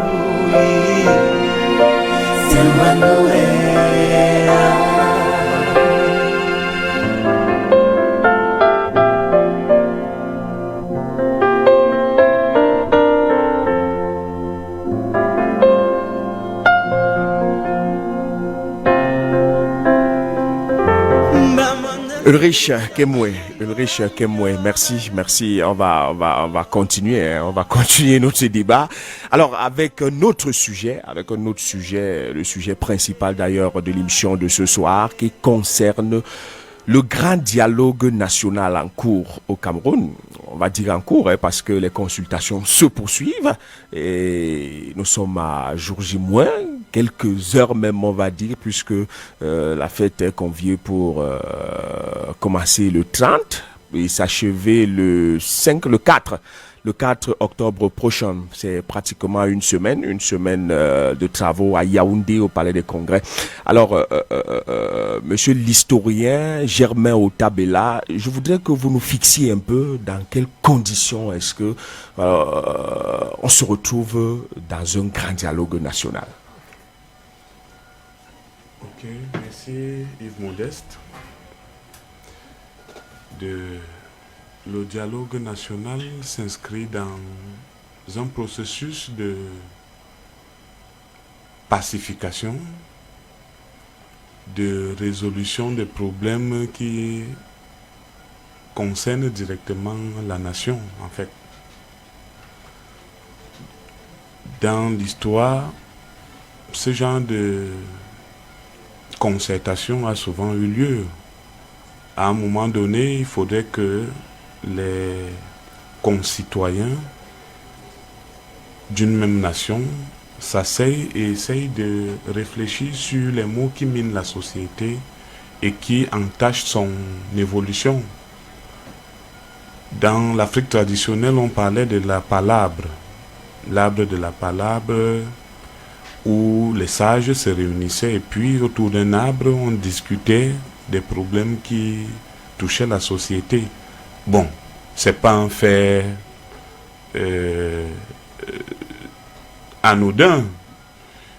pour qu'il y ait dialogue, il faudrait bien qu'on parte d'une situation de crise qui entache considérablement la société, l'évolution de la société, et pour qu'à un moment donné, les pairs, les concitoyens, les membres de la société décident ensemble de commun accord de s'interroger sur ce qui ne va pas. Et en s'interrogeant sur ce qui ne va pas, il s'agit pour eux d'apporter des réponses pour que la société retrouve son élan d'antan. Je crois qu'aujourd'hui, nous nous trouvons dans cette situation. Ça fait quelques années, les 2 régions anglophones du Cameroun sont concernées par une crise, et une crise qui affecte dans sa globalité le fonctionnement de l'État du Cameroun. C'est tout à fait normal que, après avoir observé les conséquences, les freins et tout le reste, que les Camerounais s'asseyent et qu'ils essayent de se poser la question, qu'est-ce qui ne va pas? Que faut-il faire pour que la situation s'améliore? Je crois que c'est dans cet élan que le grand dialogue national annoncé s'inscrit. D'accord. Alors, Morgan Palmer, est-ce que ce dialogue était dessiné à l'horizon? Était dessiné? Oui, il fallait s'y attendre? Bon, de toutes les façons, ce qu'on peut constater, c'est qu'il était appelé de plusieurs vœux depuis plusieurs années. Parce qu'effectivement, comme le disait notre frère, l'historien, force est de constater quand même que depuis plusieurs années aujourd'hui à rebours, on est sur une multiplicité des conflits. Parce que même si on qualifie ce qui se passe à l'extrême nord, au nord du Cameroun, avec Boko Haram comme étant une attaque terroriste, moi je crois que c'est un rapport avec la manière dont nous avons géré notre pays ces dernières années.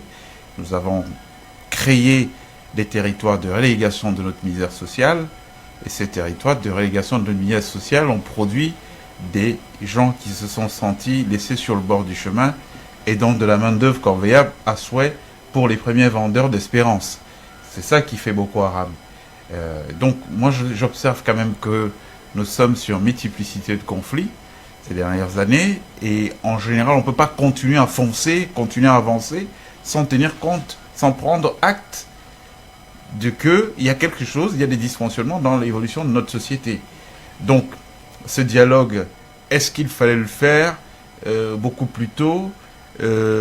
Oui, nous on pense qu'il fallait le faire beaucoup plus tôt, parce que quand on va évoquer la question de la crise du Nord et du Sud-Ouest, nous on avait qualifié à l'époque de crise de représentativité. Nous sommes sur un système d'État jacobin, centralisation donc du pouvoir de décision, où on a mis autour de la table des gens qui étaient censés représenter les différentes composantes du Cameroun, les différentes parties du Cameroun, du moins en termes de découpage géographique. Ces gens, au bout d'un moment, ils ont arrêté de dialoguer avec la base. Et la conséquence directe, c'est quoi? La conséquence directe, c'est que la base ne se reconnaissant plus par l'entremise de ces gens-là, les a désavoués. La preuve, vous avez des gens qui viennent, qui lancent des mots d'ordre qui sont suivis par les populations locales.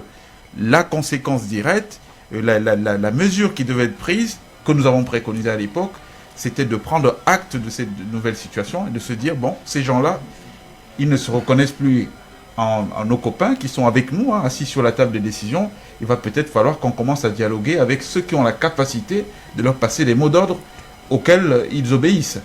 Mais qu'est-ce qui s'est passé? On a eu une espèce de renforcement de petit copinage. C'est-à-dire que des gens qui ne sont plus populaires, qui n'ont plus à être assis sur la table des décisions, où le gâteau national se partage, parce qu'on parlera de la répartition de la richesse tout à l'heure, pour moi, tout ça est lié et tout ça tourne autour de ça. Les gens n'ont plus de solidarité, il n'y a pas d'intelligence collective, donc vous avez des gens qui considèrent que ce qui est la fortune publique est leur propriété privée. Ça donne quoi? Ça donne du ressentiment. C'est ce ressentiment qui nous amène dans les situations que nous vivons aujourd'hui. Donc au moment où il a fallu les désavouer pour prendre en compte le nouveau leadership qui émergeait, Ça n'a pas été fait. On a voulu protéger les gens parce que c'était des amis, parce que c'est des frères. Ils appartiennent aux mêmes sociétés de pensée. Ça fait quoi? Ça nous a engendré la catastrophe dans laquelle on se retrouve. Moi, je vous mets au défi que quand on a commencé à se rendre compte qu'il y avait des gars au nord-ouest qui avaient la capacité de dire « Bon, personne ne va à l'école demain » et qui sont suivis par les populations, si on avait fait asseoir ces gens sur la table, leur dire « Bon, voilà, nous on a compris les mecs, on va se calmer. Bon, qu'est-ce qu'on fait? Maintenant, vous allez venir là, c'est quoi vos revendications? On va parler avec vous. » Il n'y aurait jamais eu tout ce que nous vivons aujourd'hui. Donc moi, je pense que la problématique centrale que nous avons avec notre leadership, la majorité actuelle, depuis ces 30 dernières années, c'est que c'est une majorité qui n'a pas évolué dans la culture du dialogue. Toutes les fois qu'il y a eu un dialogue au Cameroun, ça a toujours été arraché au forceps. C'était le cas de la tripartite en 1992. Il a fallu qu'il y ait des villes mortes, que les gens crient. Des mouvements. Oui, pour qu'on arrive à ça. Pourtant, dans la vie, quand on étudie un tout petit peu l'histoire des civilisations, il faut toujours, à un moment donné, même quand tout va bien, que les gens soient capables de s'asseoir autour de la table pour réfléchir en termes de prospective à l'avenir qu'ils veulent donner, la direction qu'ils veulent donner au pays. Et ça n'a pas été fait dans notre pays, et ça nous crée tous ces problèmes. Donc, aujourd'hui, la principale menace qui plane sur l'appel de ce dialogue, c'est que comme il a été tellement revendiqué et qu'on a mis du temps à y aller, aujourd'hui, on a un niveau d'espérance qui est très élevé autour de ce dialogue. C'est-à-dire qu'on n'a pas le choix, notre choix, que de le réussir. S'il ne réussit pas, il va créer l'effet contraire. Ça veut dire quoi? On peut aller vers une radicalisation et puis l'émergence d'autres petits conflits. Parce que ne perdons pas de vue que pendant que on est sur des enjeux territoriaux dans le nord, le sud-ouest, en réalité c'est la répartition de la richesse. Si ces gens étaient bien dans le cadre de la République, ils ne poseraient pas ces problèmes. Pendant qu'on est sur ces enjeux territoriaux, on remarque aussi que dans la Sanaga maritime et l'Oyan et Kélé, aujourd'hui, ils se murmurent. Et que ces gens-là veulent avoir leur grande région. Ils considèrent qu'ils ont été une région de transit de toute la richesse du Cameroun sans que cela ne leur profite. En effet, toutes les régions sont dans des revendications. Voilà, toutes les régions. Quand vous allez dans le Grand Sud, vous vous rendez compte que voilà des gens qui sont complètement laissés pour compte, abandonnés à eux-mêmes. L'Est, si on doit parler de péréquation, voilà des gens qui nous créent de la richesse depuis de nombreuses années et qui n'en bénéficient pas. C'est une richesse qui sert à développer le Sud, le grand centre, donc il y a Yaoundé, le littoral, Douala, mais pour eux, il n'y a rien. Donc je vous dis que si nous n'avons pas une approche de sincérité dans le débat qui a été convoqué par le président, c'est-à-dire si on est sur de la manœuvre politicienne, comme ils ont l'habitude de le faire, on va se réveiller, mais avec une dangereuse gueule de bois, parce que ce qui se prépare au Cameroun aujourd'hui, c'est des choses que nous prédisons depuis des années, qui ne sont que en phase de concrétisation. Il y a un tel ressentiment, une telle tension sociale aujourd'hui, que c'est même irresponsable pour un politique de faire ce que nous sommes en train de voir. Vous avez des gens qui nous disaient il y a quelque temps que non, il n'y a pas de problème au Cameroun, tout va bien, et tout. Aujourd'hui, c'est les premiers interlocuteurs de ce débat. Vous avez des ministres dont on n'a jamais entendu parler de quoi que ce soit, qui aujourd'hui sont les premiers invités, qui vont aller s'asseoir au palais de congrès pour dire quoi? Alors que ceux qui se plaignent, ceux qui ont porté le discours contestataire depuis de nombreuses années, sont complètement snobés, mis à côté de la plaque. Donc je me dis vraiment, il faut qu'on réfléchisse très bien sur ce qui va se passer, mais quand on observe aussi, et qu'on va avoir une lecture spirituelle, je vais sortir par là, on dit dans la Bible que quand Dieu veut vous perdre, il vous rend fou. Et moi, j'ai comme l'impression que nous y sommes là. Nous sommes au niveau où on n'est pas loin de ça. D'accord, on attend de voir en tout cas. Alors, Guy Dieudonné Soptouk, avant de passer la parole, je vais dire aux auditeurs qui veulent participer d'envoyer leur SMS uniquement au 6 71 15 73 21, 6 71 15 73 21 ou au 6 55 60 54 34 57, 6 55 54 34 57. Vous pouvez aussi poser quelques questions ou participer aussi via la page de l'émission, nom de la radio, c'est Royal FM en un mot, espace Cameroun. Royal FM en un mot, espace Cameroun. Alors, je reviens à vous, Guy Dieudonné Soptouk. Est-ce que on a dit dialogue national? Quand on dit dialogue national, est-ce que nous avons forcément besoin des autres? Quand je dis des autres, ceux qui viennent d'ailleurs. En parlant des autres, ceux qui viennent d'ailleurs, vous faites par exemple allusion aux partenaires, amis et autres. Et justement, en préparant cette émission, nous l'avons préparée dans le sens de la thématique. Et justement, dans la thématique, vous évoquez les partenaires internationaux. Je voudrais dire que le 10 septembre dernier, après le discours du chef de l'État, déjà, il y a eu des réactions au niveau international, au niveau des partenaires, comme vous le dites, tous des amis du Cameroun. Il y a le secrétariat, ou bien je veux dire, le secrétaire général des Nations Unies qui a réagi. Il y a l'Union européenne qui a réagi. Il y a le président de la Commission de l'Union africaine qui a réagi. Il y a le président de la CEAC qui a également réagi. Il y a l'ambassade des États-Unis d'Amérique au Cameroun qui a réagi précisément le 17 septembre, donc environ une semaine après le discours du chef d'État. Dans toutes ces réactions, ou dans ces différentes réactions, je peux dire ou j'ai pu constater qu'il y a eu un concept qui est revenu plusieurs fois, ou alors toutes les fois. C'était le concept ou le mot inclusif. Les partenaires ont souhaité que, d'ailleurs, certains ont apprécié le fait que finalement, qu'on ait parlé du dialogue. Mais ils ont souhaité que le dialogue soit véritablement un dialogue inclusif et que ce soit une opportunité pour notre pays de faire asseoir sur la table, je ne dirais pas de négociation, mais d'échange, toutes les composantes, toutes les composantes de notre nation. Et moi, pour aller un peu loin, je voudrais que vous me permettiez d'arborer là mes lunettes d'analyse de philosophe. Je voudrais dire que dans le cadre d'un cours en philosophie que nous avons, qui concerne la problématique de l'État-nation, il y a toujours que nous revenons sur le concept même de nation. La nation suppose que nous avons plusieurs entités ou bien plusieurs particularités. On peut parler, en ce qui concerne le Cameroun, de plusieurs ethnies qui acceptent de se mettre ensemble, qui partagent en quelque sorte une même histoire et qui acceptent de se mettre ensemble pour un avenir commun, un avenir généralement radieux. Et là, le rôle de l'État, c'est justement de veiller à une sorte d'harmonie entre les différentes composantes de la nation.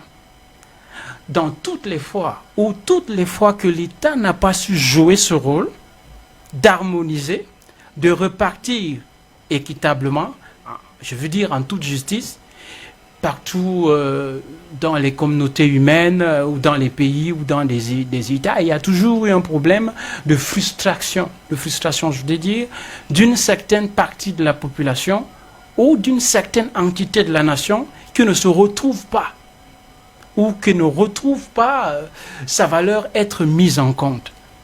Donc, je crois que lorsque même les partenaires internationaux reviennent sur cette question de dialogue inclusif, il est question ici de mettre autour de la table toutes les composantes de la nation camerounaise, sachant que nous avons des différences et que ce sont ces différences que nous avons accepté de mettre ensemble pour construire une nation et que le rôle de l'État justement devait être à repartir équitablement les richesses et de pouvoir donner la possibilité à chaque Camerounais de jouir des biens ou des ressources qui sont propres au Cameroun. Donc, pour me résumer, les partenaires sont, pour la plupart, pas satisfaits peut-être, mais ont pris acte, comme en ce qui concerne les États-Unis, ils ont dit qu'ils ont pris acte, mais souhaitent voir comment le dialogue va se dérouler et souhaitent justement que le dialogue puisse prendre en charge en considération les aspirations de toutes les franges de la nation ou de l'État du Cameroun. C'est ce que je pourrais dire pour... Oui, vous voulez me relancer? Pius.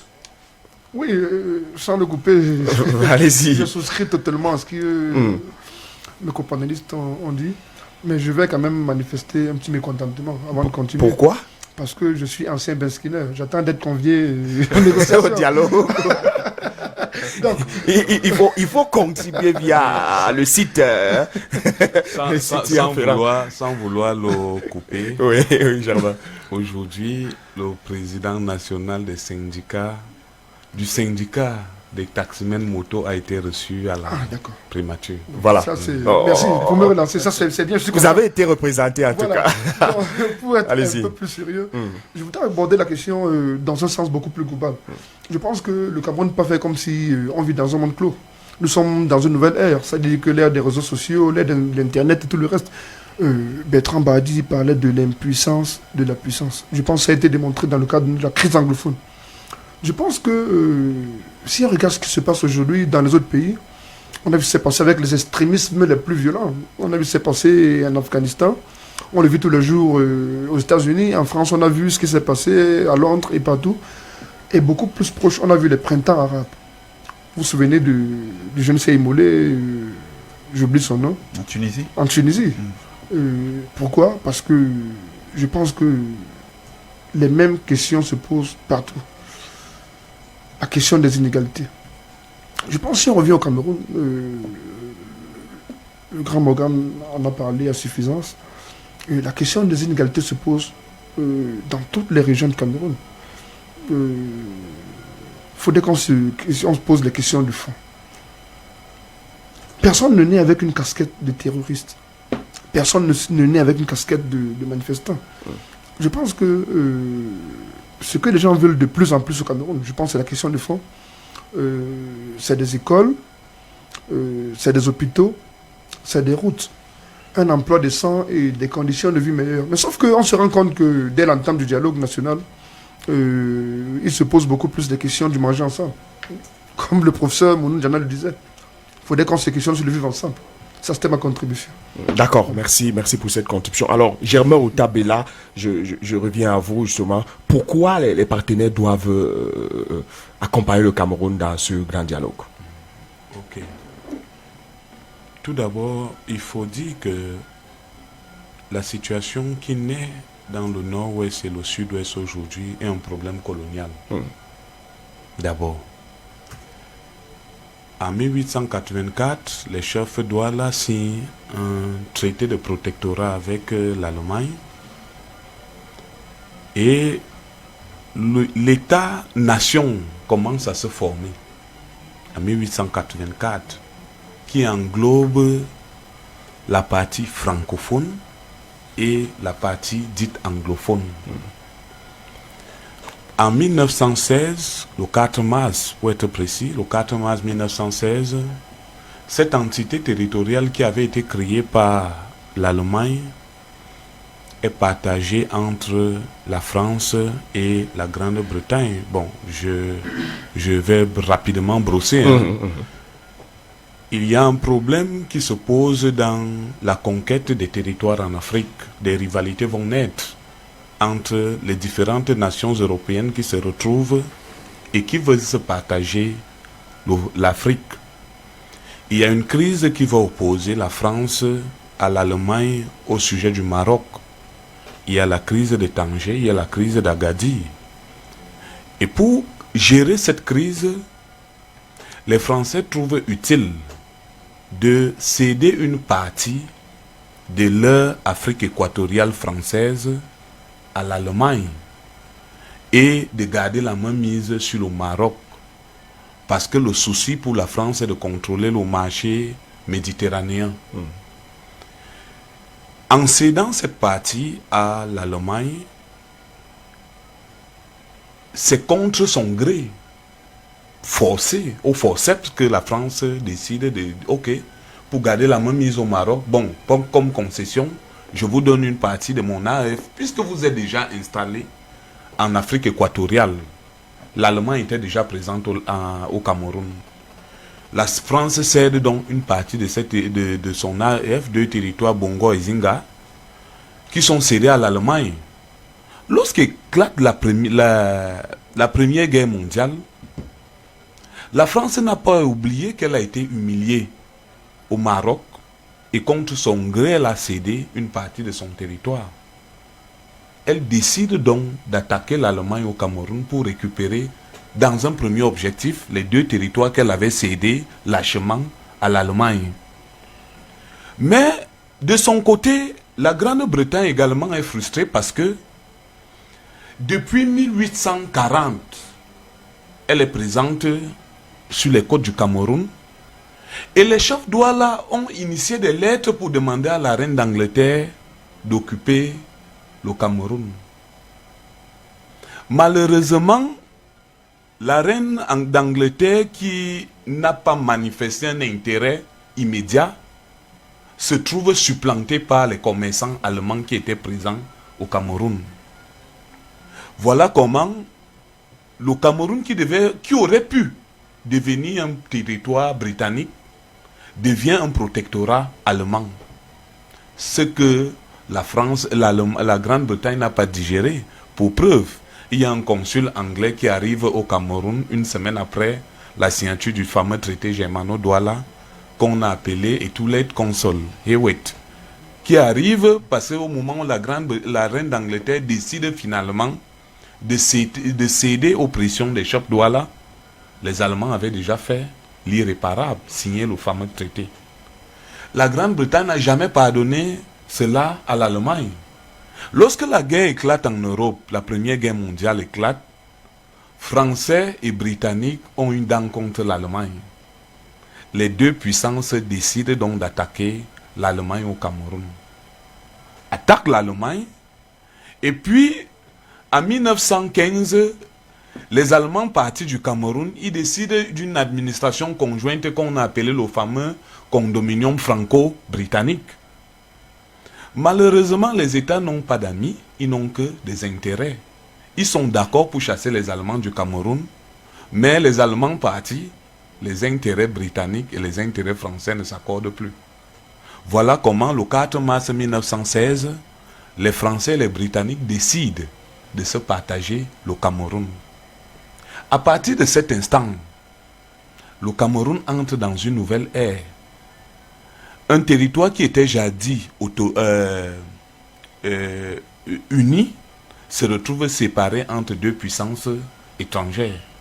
Lorsque, aux assises de Versailles en 1919, les puissances qui sortent de la guerre se partagent le monde, le traité, la partition du 4 mars 1916 est entérinée par les autres puissances occidentales. À partir de ce moment, le Cameroun devient un territoire sous mandat de la SDN confié à la France et à la Grande-Bretagne. Vous voyez comment est-ce que la communauté internationale aujourd'hui doit se sentir concernée par ce problème, parce que c'est cette communauté internationale qui crée le fameux problème. Le Cameroun est filleul de la SDN d'abord et de l'ONU par la suite. La SDN étant décédée, l'ONU étant présente, c'est tout à fait normal qu'aujourd'hui, un problème qui concerne ces 2 entités concerne toute la communauté internationale. Je suis souvent mal à l'aise lorsque je suis certains hommes politiques qui estiment que l'ONU n'a pas son mot à dire, que la communauté internationale n'a pas son mot à dire. Je suis désolé. Chez nous, en histoire, nous disons les faits sont sacrés. Les commentaires sont libres. Mais voilà le fait. Un territoire sous mandat français est devenu un territoire, un protectorat allemand est devenu un territoire sous mandat de la SDN confié à la France et à la Grande-Bretagne, qui par la suite est devenu un territoire sous tutelle de l'ONU confié à la France et à la Grande-Bretagne. Même si le Cameroun est devenu indépendant, quand on va rentrer dans le processus de décolonisation du Cameroun, on va bien comprendre que lorsque le territoire français accède à l'indépendance, la communauté internationale se sent concernée parce que l'autre partie du Cameroun n'est pas indépendante. Donc les enjeux sont là. Oui. Aujourd'hui, c'est tout à fait normal que la communauté internationale regarde de près ce qui est en train de se passer au Cameroun. Mais, dans ces principes, l'ONU reconnaît la non-ingérence dans les affaires d'un État souverain. Sauf que, en reconnaissant cette non-ingérence, il y a depuis 2007 le droit d'ingérence humanitaire. Ça veut dire que... Une autre méthode. Oui, ça veut dire que si l'État du Cameroun est souverain dans la résolution de cette crise, il ne faudrait pas que nous franchissions le seuil du tolérable. Parce que dès l'instant où nous aurons franchi cette limite, nous donnerons libre cours à toutes les émictions et ça peut dégénérer, donner tout ce que ça va donner par la suite. Donc, pour me résumer, la communauté internationale aujourd'hui, les partenaires internationaux du Cameroun ont un droit de regard parce que le Cameroun est d'abord une fabrication coloniale. L'ONIE nous amènerait même à renier l'existence de l'État du Cameroun. D'accord. Alors, pour Masso Mako Muntu, c'est Masso Mako Muntu qui nous suit depuis les États-Unis. Je vais vous dire, il a demandé à connaître le nom du professeur qui intervenait tout à l'heure. C'est le professeur Parfait Enyege, Parfait Elundu Enyege de l'université de Corneille. Alors, Morgan Palmer, sur le même sujet, il y a eu des réactions de la part des partenaires internationaux, mais il y a également eu quelques rencontres à la primature, la CEAC par exemple, le Commonwealth et tout le reste. Qu'est-ce que le Cameroun peut attendre de cela? Il faut savoir que le Cameroun est le pilier de croissance et de profitabilité de la zone CEMAC. C'est 25 millions d'habitants, c'est la démographie la plus importante. Et donc effectivement, si une instabilité au Cameroun menacerait dangereusement la stabilité de toute la zone. Donc d'où cet intérêt, sachant que c'est des pays, tous les pays qui sont dans notre pourtour géographique, qui développent des intérêts internationaux. Et donc, il va de l'intérêt aussi de ces gens, de voir ce qui va se passer au Cameroun, de l'influencer positivement pour préserver leurs intérêts dans les autres pays où ils ont des intérêts. Moi, je crois que c'est pas inutile. En général, j'ai une position de principe sur l'ingérence. J'ai tendance à dire, comme le disait le professeur tout à l'heure, j'ai tendance à dire, oui, on est un État souverain, on peut gérer nos affaires nous-mêmes. Bon, mais quand on regarde la réalité, c'est pour ça qu'aujourd'hui il faut faire de la politique différemment. Il faut qu'on arrête d'être dans la démagogie, dans les discours populistes qui ne sont porteurs en réalité d'aucune valeur ajoutée pour notre pays.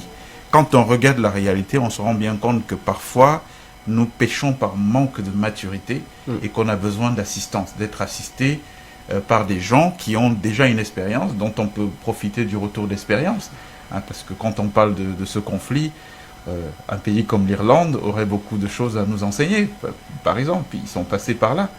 Et donc oui, l'apport de cette communauté internationale, pourquoi pas? Je pense que si on avait fait preuve de maturité, c'est des gens qui ne se proposeraient même pas de s'ingérer dans ce qui se passe. Mais on voit bien ce que nous sommes en train de vivre ces derniers jours. On a parlé d'une consultation. Déjà, nous, au niveau du Parti républicain, nous avons critiqué le timing. Nous pensons qu'on ne peut pas régler de manière sereine autant de problèmes qui n'ont pas été mis sur la table depuis 3 décennies aujourd'hui, bientôt, en l'espace de 5 jours. On a proposé un minimum de 21 jours, 7 pour faire un audit de la situation. La base a parlé de 90 jours. Oui. Non, nous, c'est 21 jours. 7 pour faire un audit de la situation, 7 pour trouver des solutions et 7 pour finir sur les préconisations. C'est la vision qui était la nôtre. Pas pour dire que 21 jours, c'est assez, mais c'est parce que nous tenons compte aussi du fait qu'aujourd'hui, nous avons une situation de nos comptes publics qui est assez désastreuse. Ça a un coût, hein.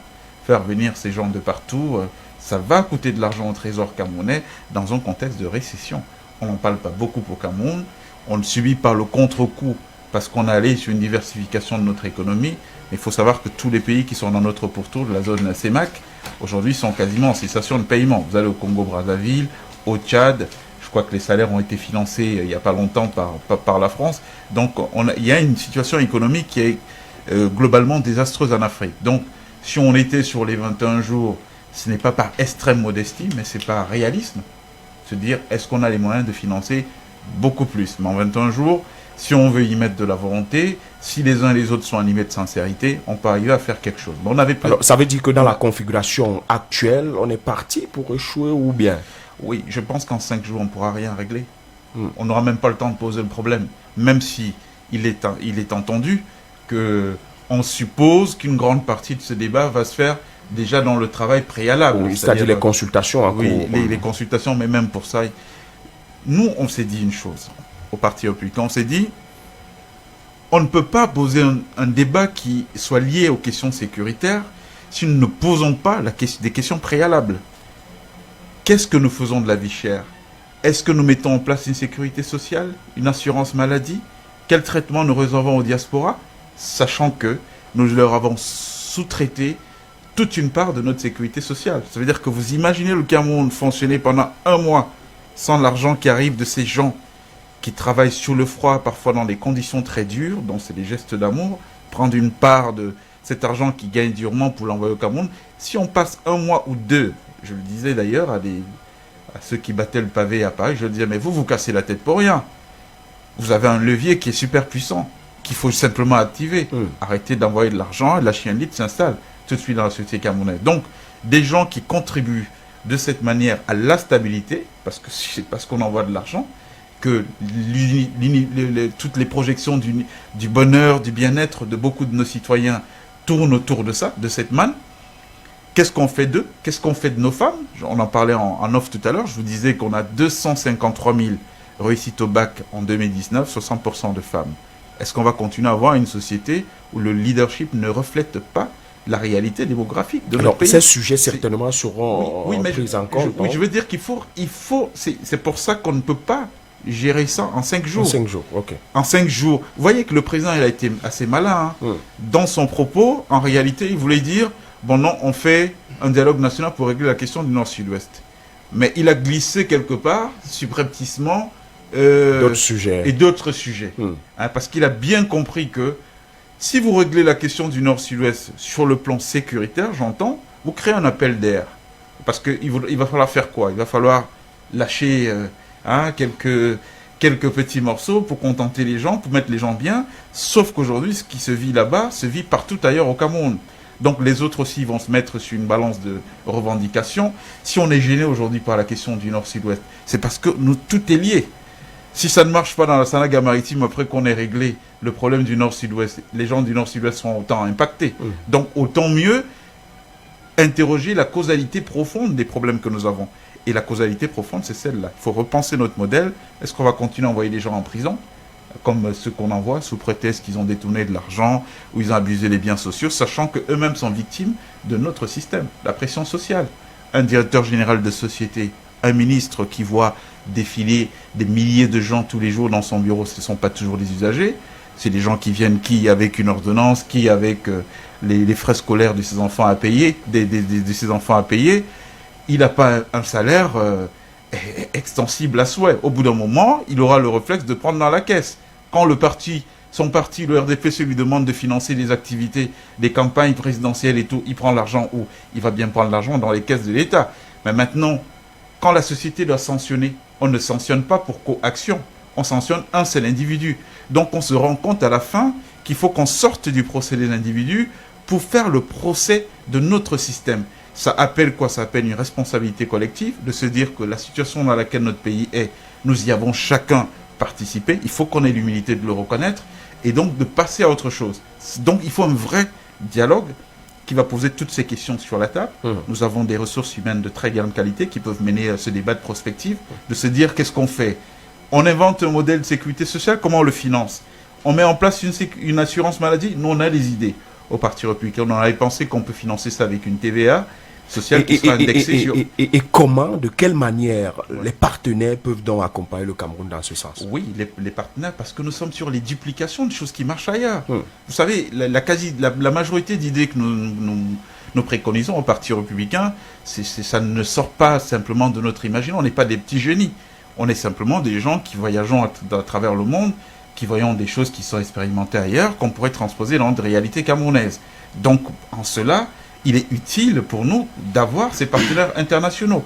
Vous savez, aujourd'hui, les questions économiques dont on ne parle pas, à notre avis, doivent être centrales. Si nous voulons répondre au chômage de masse, on parle de plus de 60% de notre population qui n'a pas d'emploi, il va falloir industrialiser. pour industrialiser, il faut faire recours à des flux financiers importants. Vous les trouvez sur les plateformes financières internationales, donc les partenaires internationaux. Quand vous allez parler avec ces gens, qu'est-ce qu'ils vous disent? La note de stabilité du Cameroun, c'est quoi? Dès que vous leur brandissez les théâtres d'opération Nord-Ouest, Boko Haram, machin, ils vous disent on n'a pas de visibilité sur les retours d'investissement. Donc, c'est peut-être intéressant le Cameroun, mais en l'état, on ne peut pas faire grand-chose. D'où l'importance de mettre ces gens au cœur de notre système. Moi, je ne vois pas de développement du Cameroun demain sans qu'on ne soit adossé sur les partenaires, sauf si on décide d'inventer un autre modèle. D'accord. Mais si nous calquons exactement, si nous voulons, nous sommes dans ce suivisme moutonnier depuis les indépendances qui fait que, bon, on veut être comme l'Occident, je crois qu'on ne peut pas construire ce modèle sans eux. Donc, il faut qu'on ait l'humilité de les associer à tout ce que nous faisons pour essayer d'avancer. En les associant, qu'est-ce qu'ils vont nous apporter, Guy Dieudonné? Je pense que, je voudrais le préciser, ce dialogue national, c'est une opportunité historique pour le Cameroun. C'est une opportunité historique, je voudrais le préciser, particulièrement pour notre État. Pour notre État. Moi, je ne voudrais pas rentrer dans les chiffres, mais je voudrais quand même que pour une bonne tranche de la population camerounaise que nous reconnaissons, où nous trouvons des Camerounais qui sont incapables d'avoir un seul repas normal par jour. Et quand on se rend également dans les hôpitaux, on voit des Camerounais qui sont incapables de payer la moindre ordonnance, ainsi de suite. Je pense que cette opportunité, si vraiment il s'agit d'un dialogue national, parce que M. Morgan le disait tout à l'heure, je ne souhaiterais pas que on puisse utiliser le terme de dialogue national juste pour régler le problème que nous connaissons aujourd'hui de la crise dite anglophone, qui est un problème très important, mais qui ne concerne pas seulement une partie du Cameroun, qui, si on l'analyse de manière profonde, on se rendrait compte que est un problème de gouvernance ou est un problème de modèle de développement socio-économique. Donc je pense qu'aujourd'hui, notre État ou nos dirigeants sont face à l'histoire. Et je pense que c'est une belle opportunité ici de remettre tout à plat et d'avoir le courage de pouvoir prendre des mesures de manière consensuelle à ce qu'on puisse repenser notre système de gouvernance, on puisse repenser notre système de développement socio-économique, de telle manière maintenant que la volonté ne soit pas tout simplement d'animer la galerie, mais que la volonté réelle soit de répondre aux aspirations du Cameroun profond, de cette tranche de la population camerounaise qui vit dans la misère.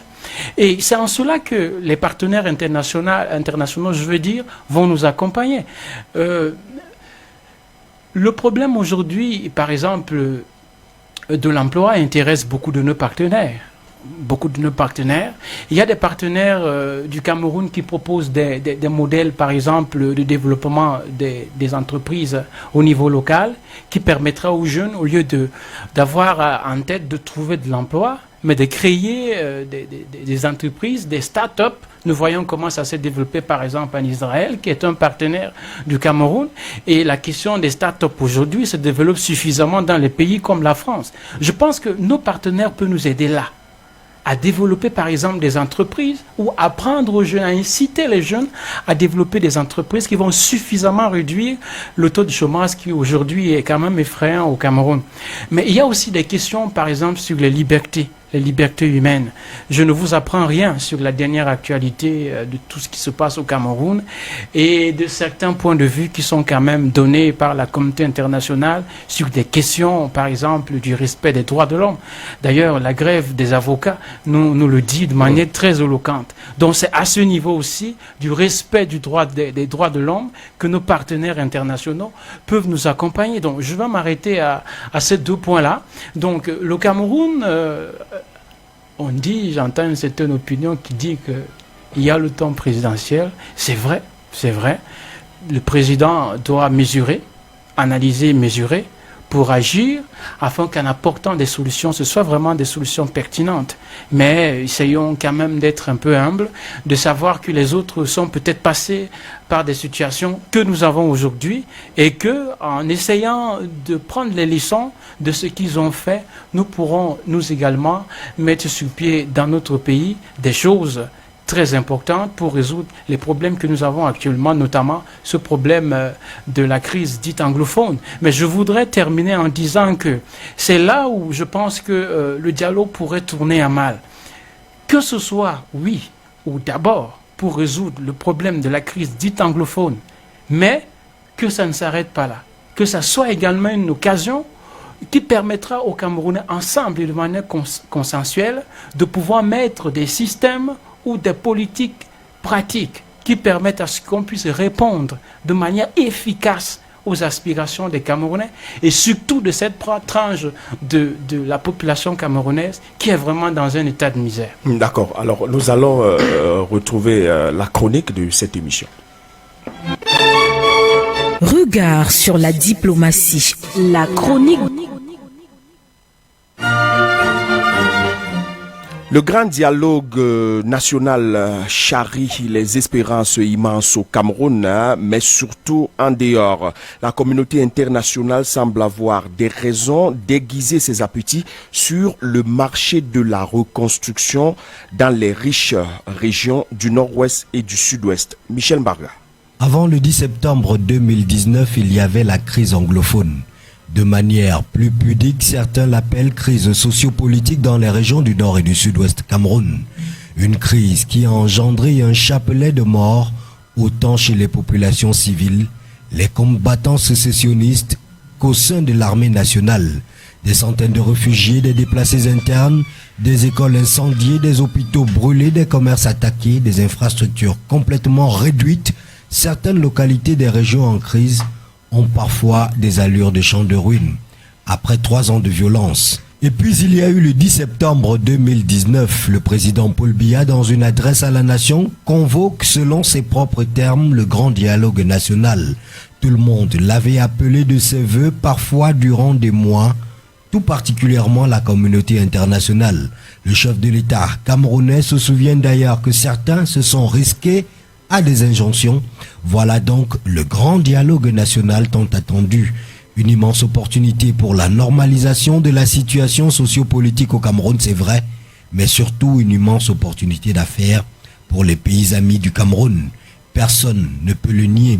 Le marché de la reconstruction est en effet immense au nord et au sud-ouest Cameroun. Les deux régions comptent pour beaucoup dans le produit intérieur brut du pays et abritent 2 des plus grandes entreprises du pays aujourd'hui sinistrées. La Société nationale de raffinerie Sonara et la Cameroun Development Corporation, CDC. Et bien avant le retour définitif à la paix, la presse accuse déjà certaines officines helvétiques de vouloir se faire du beurre et des épinards dans la médiation et l'organisation de ce grand dialogue national. Un grand dialogue national qui cristallise les attentions accusées il y a plusieurs semaines d'héberger des sécessionnistes camerounais. Ce n'est que très récemment que la Norvège a cru devoir faire un démenti, longtemps après que Paul Biya ait annoncé la tenue du grand dialogue national. Le succès de ces assises profilera certainement de l'importance des affaires à réaliser au Cameroun par ses amis de la communauté internationale.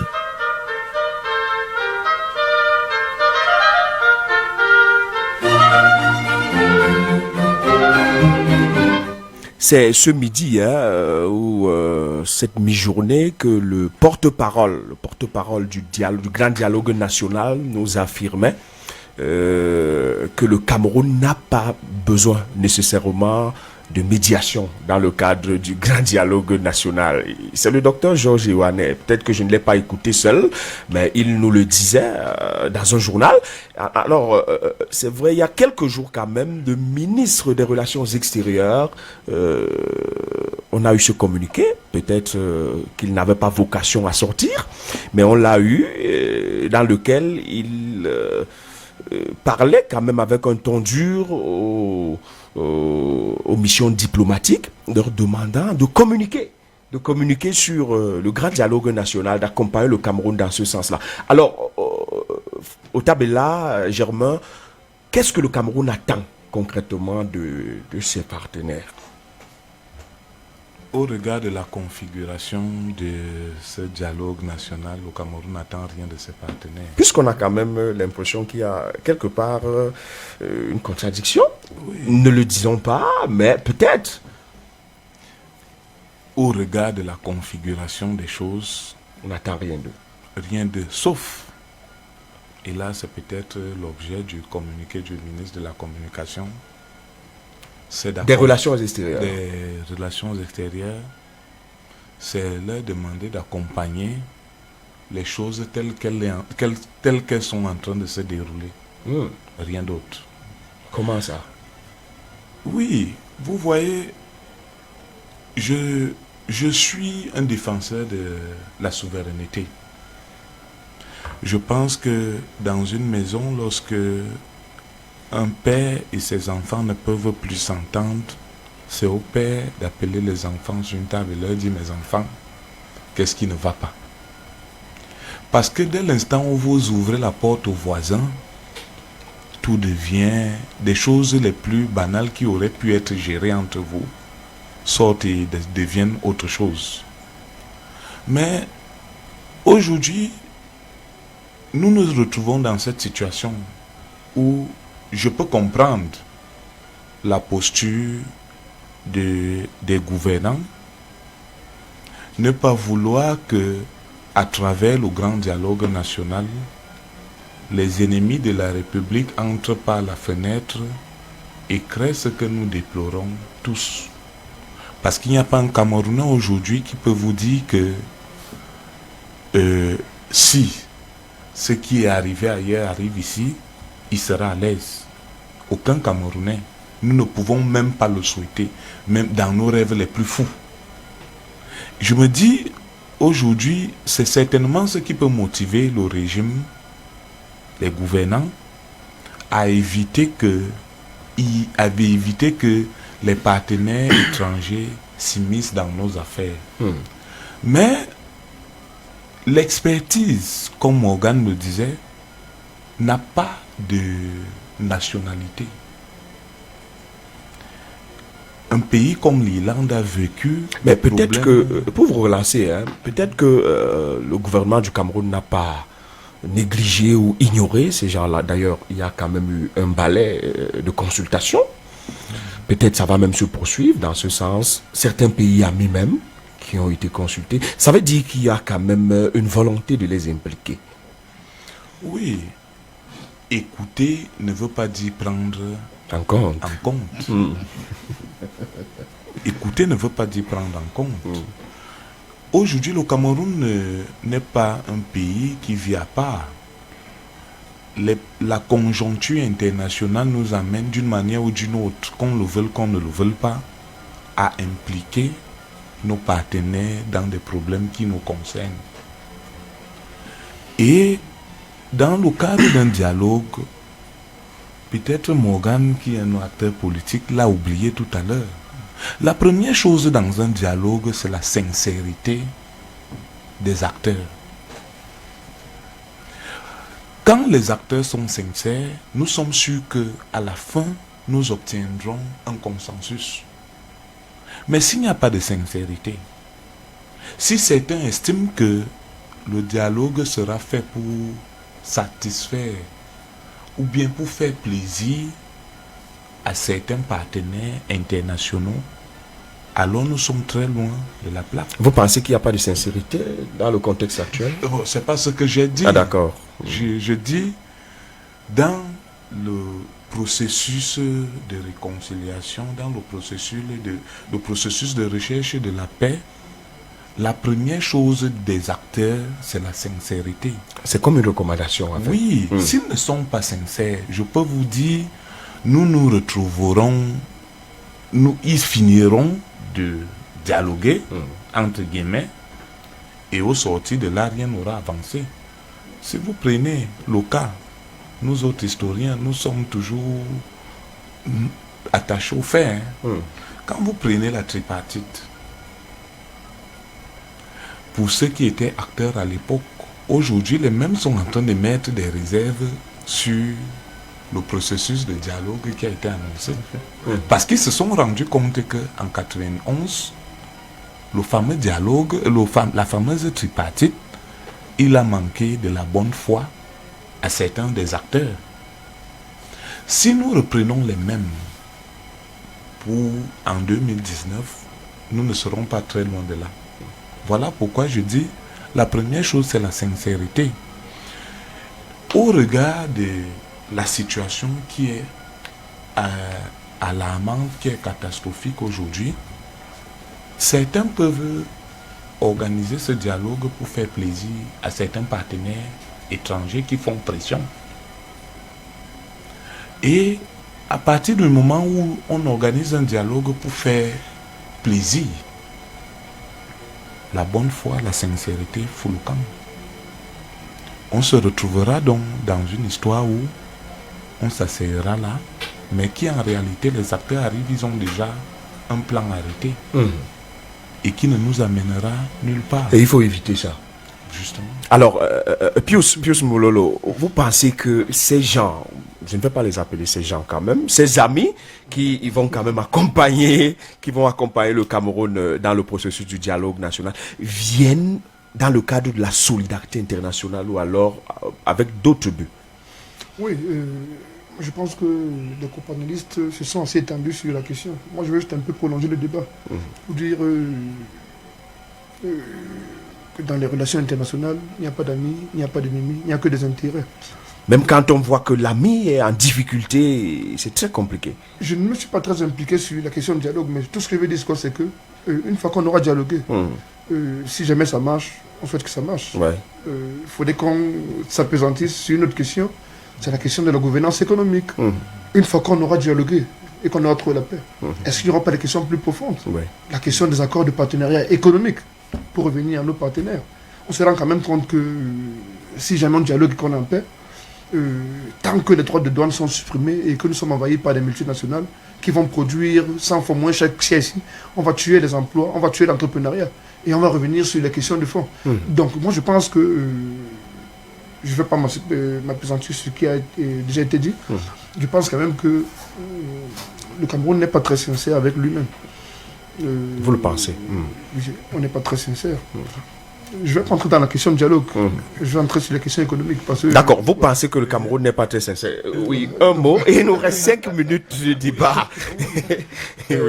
Vous avez dit tout à l'heure, si l'ami est en difficulté.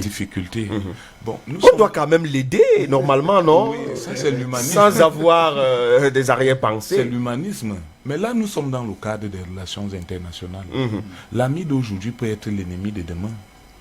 Si l'ami d'aujourd'hui est en difficulté et que l'ennemi d'hier offre plus que l'ami d'aujourd'hui, automatiquement, parce que les États n'ont pas d'amis, n'ont que des intérêts, l'ami d'aujourd'hui devient automatiquement l'ennemi, et l'ennemi d'hier devient l'ami, puisqu'il offre plus que l'ami d'hier. Alors, le Cameroun doit donc se comporter, ou alors les prendre avec des pincettes, Morgan Palmer? Ça doit se passer comment? Oui, mais nous avons des services d'intelligence qui travaillent plutôt bien, quand ils veulent. Qui travaille plutôt bien, mais je trouve qu'il y a beaucoup de subliminal, il y a un message subliminal derrière le propos que je viens d'entendre et qu'il faut vraiment prendre au sérieux, parce qu'on a quand même entendu certains acteurs potentiels de ce fameux dialogue national appeler de tous leurs voeux la présence de partenaires internationaux. Alors, ça poursuit quel agenda? C'est les questions qu'on peut se poser. Oui, Guy Dieudonné. Oui, moi je voudrais quand même dire que je suis partisan également de la solution endogène. Je pense que nous pouvons, et je crois que c'est là la posture du Cameroun, parce que il y a eu une certaine médiation qui avait été annoncée, et qu'il y avait même eu un communiqué public que le département des affaires, département fédéral des affaires étrangères de la Suisse avait présenté, dans lequel il était question que la Suisse, ou du moins, la Suisse devait donner une certaine aide, ou bien devait gérer une certaine médiation. Mais plus tard, nous avons vu le président de la République se prononcer et mettre de côté, si j'ai bien suivi le discours, cette médiation, pour dire que les Camerounais vont eux-mêmes s'organiser pour pouvoir répondre à leurs aspirations. Moi, je suis d'accord avec cette manière de faire. Je pense que le Cameroun voudrait que les partenaires accompagnent, mais accompagne. que les partenaires ne s'impliquent conduisent pas. Ne conduisent pas. Parce qu'il y a une différence entre conduire le débat dans une sorte de médiation et accompagner. Et peut-être que c'est aujourd'hui, aussi trop dire conduire, mais peut-être que ne s'impliquent pas les partenaires. C'est Oui, peut-être dans oui, ce sens-là. c'est ce que Alors je- aujourd'hui même, Germain Otabela, il y a un site d'information qui nous informait que le tribunal fédéral américain décide de juger le chef de l'État et 103 membres de son gouvernement. Et lorsque vous avez, et dans un contexte comme celui-ci, ce genre d'informations qui circulent, est-ce qu'on est honnête à nous-mêmes? Je parle de nous qui voulons accompagner la réussite dans le Cameroun dans ce dialogue. Mais Yves Modeste, imaginez-vous que vous êtes président de la République, vous avez convoqué un dialogue national, et puis la première puissance mondiale prend une pareille décision. Est-ce que vous-même, en tant que président, vous avez encore les assurances de conduire objectivement un tel dialogue? Voilà. C'est compliqué. Oui, voilà pourquoi nous disons que les partenaires étrangers du Cameroun doivent accompagner le Cameroun, mais surtout garder la neutralité. Voilà, rester neutre. Le terme de sincérité revient. vous Parce avez que si évoqué. à partir de cet instant-là, nous nous retrouvons dans une situation où certains partenaires ont des agendas, cachés, on risque de se retrouver dans un dialogue de sourds. D'accord. Alors, Morgan Palmer, qu'est-ce qu'on doit faire? Les inclure, mais avec une certaine méfiance? Non, moi je pense que si... Ou bien comment si les mêmes acteurs doivent se Si les conditions comporter? de sincérité sont réunies, en réalité, on n'a pas forcément besoin d'être accompagné. Moi, j'appellerais l'implication de la communauté internationale à partir du moment où nous ne voyons pas des gages de sincérité de part et d'autre. Pour l'instant, je ne vois pas beaucoup de sincérité. Quand je vois le profil de gens qui défilent, qu'est-ce que par exemple les ministres du gouvernement vont faire chez le Premier ministre? Ils vont lui dire quoi? C'est un débat qui doit interpeller des gens qu'on n'a pas l'habitude d'entendre. Des gens qui n'ont pas de tribune dans laquelle ils s'expriment. Pour rester crédible. Pour rester crédible. Donc, moi, je crois que si on est assis parce qu'on veut réellement faire avancer les choses, on peut gérer entre nous. D'accord. Mais tel que on est en train de voir les choses, il va peut-être falloir recourir à des arbitrages. C'est pas très glorieux, mais c'est comme ça. Alors, merci. Regard sur la diplomatie. L'émission est terminée pour ce mercredi. Pour vous servir, on avait Ulrich Kemoué qui a assuré la mise en onde, bien évidemment. À côté de lui, il y avait Alain Kwekam pour la vidéo caméra. Régie d'antenne, Yannick Sylvain Guéléoui, coordination éditoriale, Carole Prudence Sientieux, coordination centrale, Roger Kiek de Kiki, supervision générale, le révérend pasteur Emmanuel Noël Bissaï, Yves Modeste Ngué, c'est mon nom, j'ai conduit cette émission jusqu'à son terme. On se retrouve mercredi prochain à la même heure, même fréquence. Mesdames, messieurs, d'ici à là, portez-vous bien et surtout passez une agréable